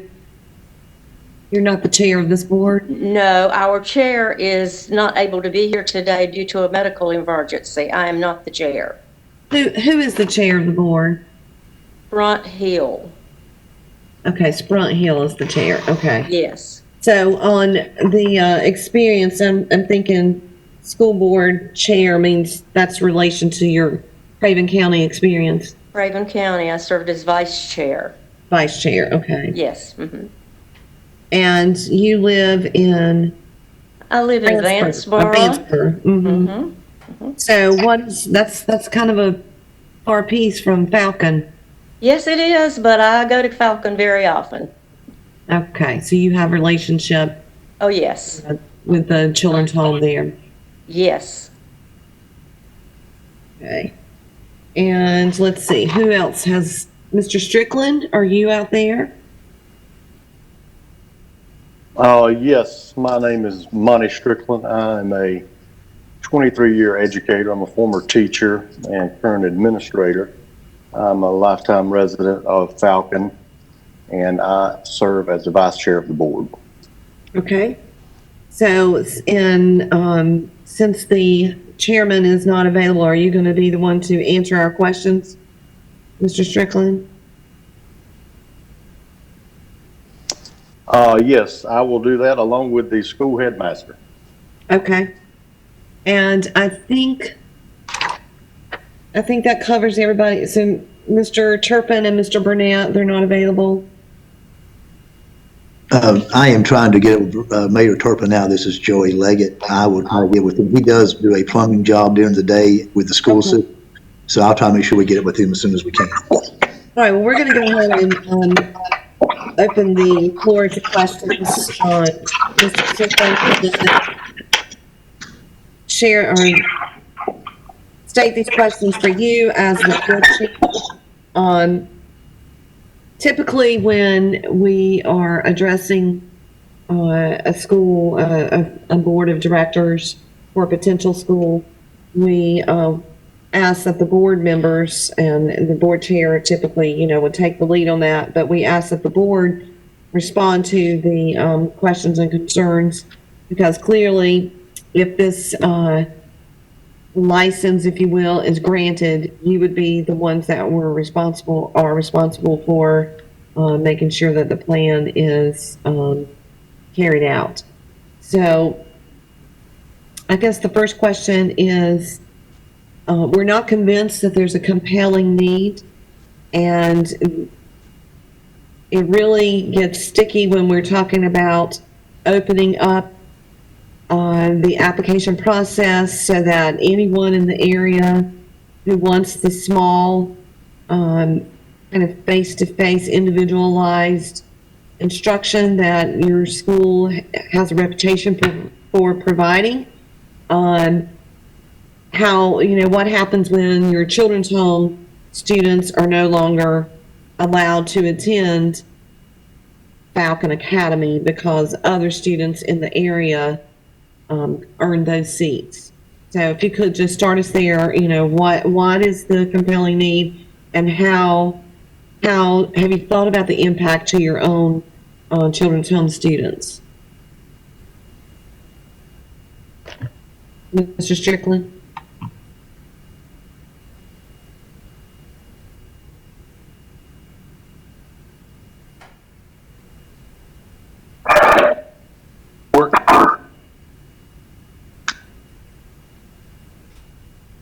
Hello?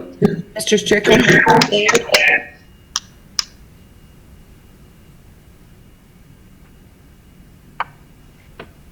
Yes.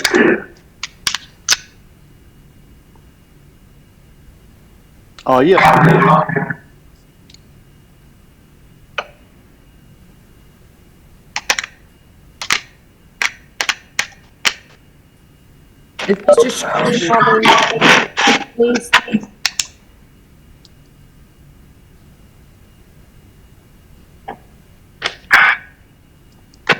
Would another board member like to speak on behalf of the board?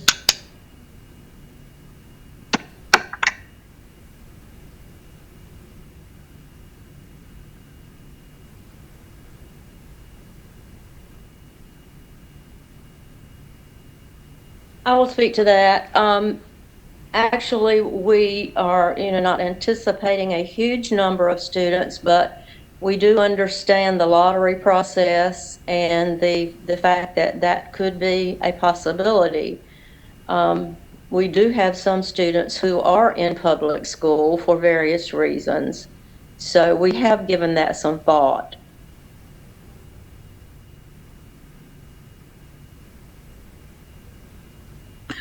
This is Joey Leggett with Falcon Children's Home. I missed the first part of that question, trying to get the mayor on the phone. I did hear the last part, I think, was pertaining to it may cost some of the students at Falcon Children's Home a place in the school. I think that was correct, if I heard that correctly. We do realize that's a possibility. However, we have had a rich history of working with the kids at Falcon Children's Home with Falcon Academy, or what was Falcon Christian Academy. And many of our students come in and come out. We're more of a short-term facility than a long-term facility. So we feel like those students who go from year to year probably would be in a good position to retain their position at the school for the next school year. We do realize that sometimes we may get a student who comes in the middle of the night. A little bit about Falcon Children's Home is we get kids who come sometimes from abusive and neglectful backgrounds. Many times they're removed from the courts in the middle of the night and placed here at Falcon Children's Home. So we do realize we probably will not be able to serve those kids in immediate need because of the lottery process or because of people filling out applications and joining our school. But that is a risk we're willing to take as a children's home because of I guess the great help the school has been to our students here. But we have thought about that, and that is one of those things that concern me, but not to the point I don't think we can make it work. And hopefully many of our students will be able to attend Falcon Academy.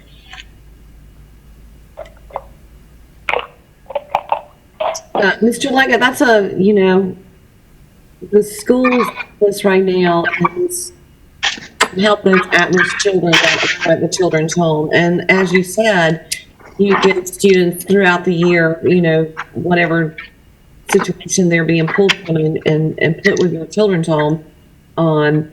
But, when you open the doors next August, it's acceleration,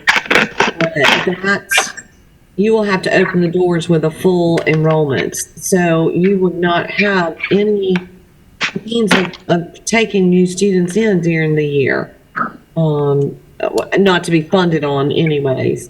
So I would just think that would be a pause. Yeah, it would for the group students. Again, I think if I'm understanding the process correctly, that the students who've already been served by the school and are just coming back, they actually go to our summer school a lot also. So it's a continual process. It takes a while for a new student to get acclimated to the surroundings here. We have to get their report papers and their school transcripts sent to our school. And many times, due to the transient nature of the traumatic type of experiences, not all of our kids, I don't want to say all of our kids, but maybe 3/4 of our kids come from, we can work with them and hopefully get them in the process later on if they can't go immediately. But for the kids who are here, for the kids who have benefited from our school, a little bit about children's homes. Most kids 12 and under are placed in foster homes. So most of our kids here are high school age. I think a lot of what you're going to see as far as applying for a charter school from the local communities will be your younger students. Most of our high school students and middle school students have already involved in Cape Fear High School or Triton High School or Midway and probably are not looking to make a change. It will not affect the majority of our population as far as 12 and over. The government back in 2000 passed legislation pretty much ordering that kids 12 and under be placed in foster homes. We do license foster homes, but they're all over the state of North Carolina. So our population here is generally teenagers. So I don't think it will necessarily affect those who are needing the services the most at this time at Falcon Children's Home. Okay, I'm not sure. Go ahead, Cheryl. I'm not sure you understand totally how that enrollment process works. When at the point that you become a charter, nobody is in your school. Everybody has to apply. So even your kids who you are currently serving would have to apply. They would not be guaranteed a seat. Yes, ma'am. I do understand that, and I'm sorry if I gave the indication I didn't. But I think with half of our school being made up, I don't think it's going to be, as Ms. Thomas said, an overflux of students immediately applying for those positions. Our kids who are already here, of course, are going to apply. So that's what I was trying to say there. So then that brings me back to the question, Mr. Leggett, about the compelling need. So in the application, the board said that they wanted to open the school up to other students and if you're doing that, hopefully you're putting the word out, you're really marketing the school. And if you're doing that appropriately, then you will have a lot of interest and a lot of applications. And moreover, the students, so you say kids 12 and under are typically not the at-risk students, but you do have students who are in the lower grades. Well, the beauty of a charter school is once you get the students in, especially if you start them in the lower grades, is that you grow those children. Cheryl and I both can attest, we are at K-12 schools, and what we really want is to get that child in as a kindergartner and keep that child until he or she graduates in 12th grade. So eventually, it may not happen in the immediate, but eventually, if you got those students in that are under 12 years old and their parents liked your product and they stuck with you, eventually those kids would keep out the at-risk students that you are proposing to serve, especially under an alternative program. I think so to an extent, but not necessarily just in the same way you're just speaking. If we've got a 12-year-old or 13-year-old who, and generally sometimes when the teenagers come to us, they will in turn grow with our school also until graduation. So I believe that eventually, and we have plans to enlarge our school, not to stay within the population that we're serving now. So I believe if we do that, there will be room not only for community students, but also for Falcon Children's Home students, knowing it won't be a given or anything or expected totally. We understand that because I believe in this community and what this community does here in Falcon, Godwin, and I really want us to be able to serve the community also. So it's not just going to be a children's home school, and that was never the intent. But I think initially what you're saying is true, but I think those kids who come now 12 and under, by the time they get into the high school grades, those kids who are here that we're serving already, they're already in the process, and so they will eventually graduate out, and those positions will open up. But I really believe, and I would like for Dr. Stewart or Monty or Ms. Linda to comment on this also. We have plans to enlarge the school. We have facilities we think that could serve that need. We have resources put aside. I understand if we stay the size we are now, long term. But that's why I think it's important that we get started quickly so we can get this process going to serve the community that I think needs the alternative school we're offering, but also be able to help those kids who are presently here that have been with us. The average stay of a child at Falcon Children's Home is about 2 years, but that doesn't mean some kids don't stay for 5 or 6 years. Those kids will be, just as you said earlier with the younger kids, they will go from 7th grade to 8th grade to 9th grade. And again, they're benefiting from the school system. So I understand your caution, and I understand I'm coming from a children's home point of view, and I know you're speaking on what I would be important to me as a director of Falcon Children's Home. But we have talked about this, and we have gone over this. But I think the need that this school could serve in the community outweighs the concerns I would have that some of our at-risk students may not be able to benefit immediately from the school. But I think many of them could. And as an alternative school, won't our enrollment be determined in month 5?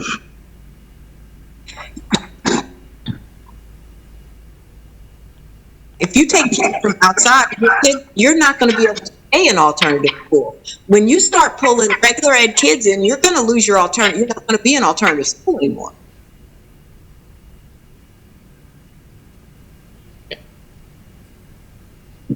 Well, but many of the kids that are asking to apply really would fit that. They have IEPs, 504s, and they're needing the small classroom size for them for their education goals.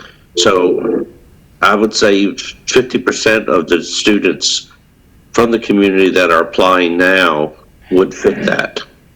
I think we need to look at the state has a very specific definition of alternative. EC does not qualify as alternative. 504s by themselves don't qualify as alternative. There's a very specific definition, and 75% of your kids have to fit that definition. And so I don't think, what would make you alternative now is the fact that those children live on the facility. But when you start taking kids from the outside who don't have those same characteristics, you won't stay on Kennedy. That's what happened to Kennedy Home. Kennedy Home initially was an alternative school, and because they served the kids who were on their campus. And when they started taking kids from the outside, they lost their opportunity.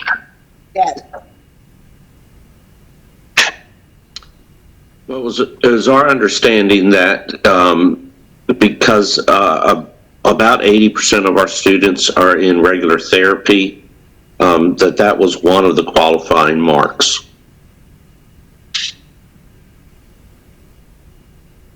They have to be currently being served by a treatment facility licensed under some particular statute, or recently discharged from the facility. It can't just be that you see a therapist.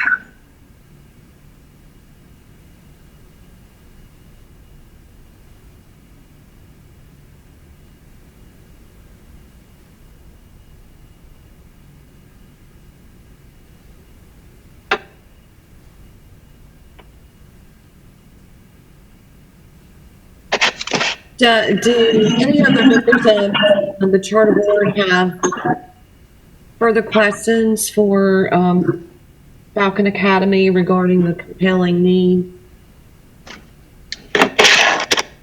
Have they addressed that? This is Rita. I wasn't sure if we heard anyone address what they perceive the compelling need to be for an acceleration.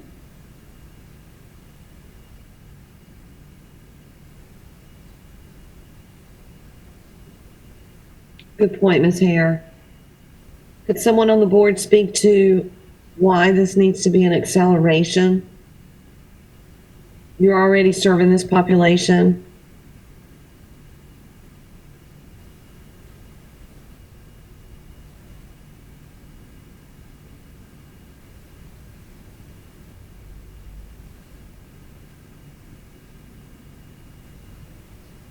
I'm sorry.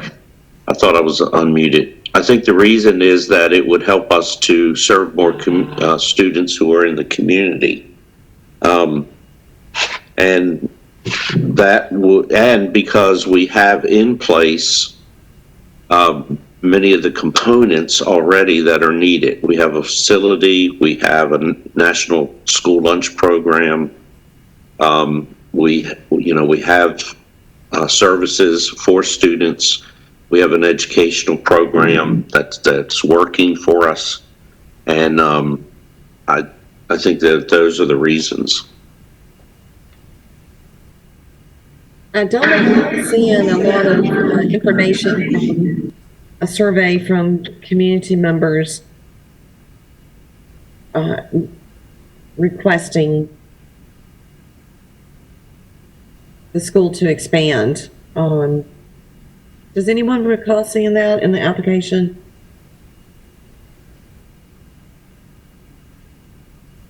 Can you reword your question? I didn't understand your question. Yes, Rita, I was saying, I do not recall seeing a survey of compelling evidence from the community that they are seeking Falcon Christian Academy to convert to a charter school.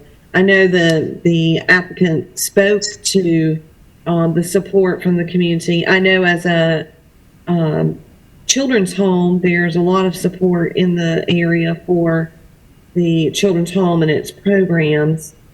But I do not recall a survey showing where, 200 parents said, yes, we want to go to this school if this is an option.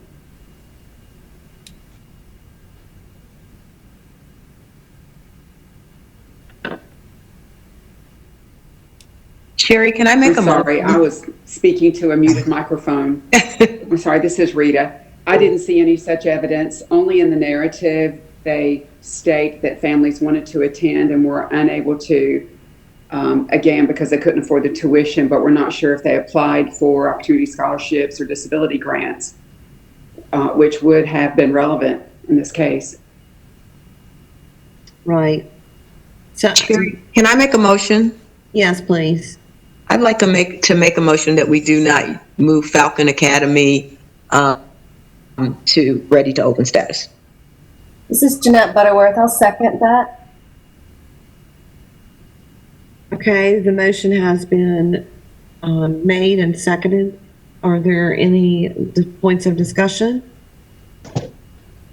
Jerry, this is Tim. I'm going to vote against this motion.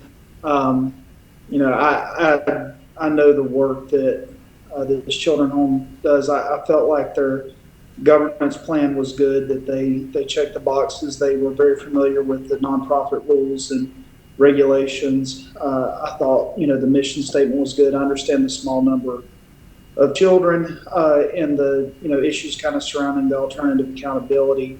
I don't have as big an issue with an acceleration because they have a facility in place.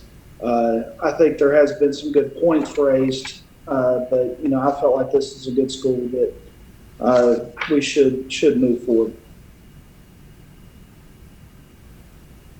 Any further discussion?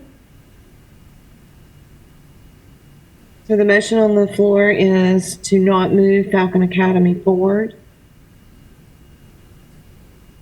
Ashley, can you give us a roll call? Yes, I can. Jeanette Butterworth?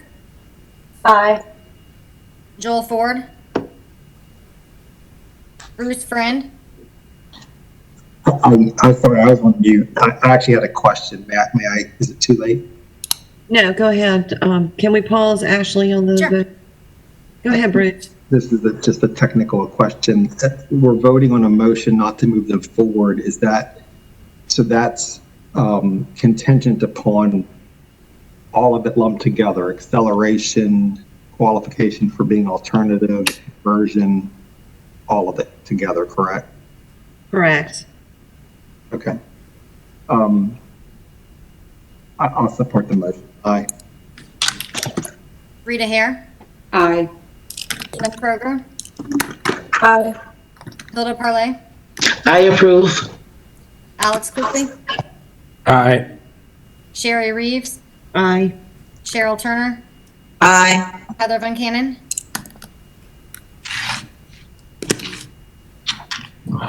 Stephen Walker? No. The motion passes. Oh, that's Heather? That's Heather. Okay. Motion passes. I think Mr. Ford wanted to vote too. I saw him waving on the video, but I couldn't hear him. Okay. I got him. Joel? He's not muted. I don't know why I can't hear him. Joel, can you give us a thumbs up or down? Okay. He's trying to private chat me. I think it's getting a little confusing that there are two Ashleys in the chat now because he's trying to say I to me privately in the chat, but I think it's the wrong person. Well, and you're both Ashley B, so. Yeah. We All right, got I you, got it. Joel, thank you. Okay, Ashley, it was 10-1. All right, great. Alex, that's all we have for today. All right. Well done, team. Do we want to, while we have a couple minutes, do we want to maybe tackle the updates from Dave that are on slated for tomorrow afternoon? Are you ready for that, or I prefer to do it tomorrow if that's okay. Yeah, okay, cool. I just wanted to check if it's helpful to you. Okay, great. So we are ahead of schedule and able to adjourn. We'll reconvene tomorrow at 9 a.m. Chairman, quickly, can I make a quick comment? I've noticed some comments about wanting to possibly go back to meeting face-to-face in October, and the conversation was possibly using room 150 at the DPI building or maybe at a college. We would have to pay to have the streaming done live, which we can do, but there would be an additional cost for that. But we'll look into that and talk to leadership about the possibility of going back face to face for October. Okay. Sounds like a good use of the application fee. Well, I think, running a meeting with the members of the board that are used to working on and discussing topics and, as the state board is, as a meeting that doesn't involve interviews. But when you involve all the different board members and the dynamics with that, it does become much more difficult. I'm ready to set up streaming at the Durham Farmers Market underneath the overhang there. If we need to do it outside or what a covered tennis court, what do we need to do? Can we get a tent and set it up in the middle of that courtyard, but by the legislature? I don't know. I mean, it's just really difficult to navigate with people that are, when you're not just working with the people that you normally work with. Okay, we'll look into some alternative options and get back to leadership on that. Yeah, I think there might be some solutions out there.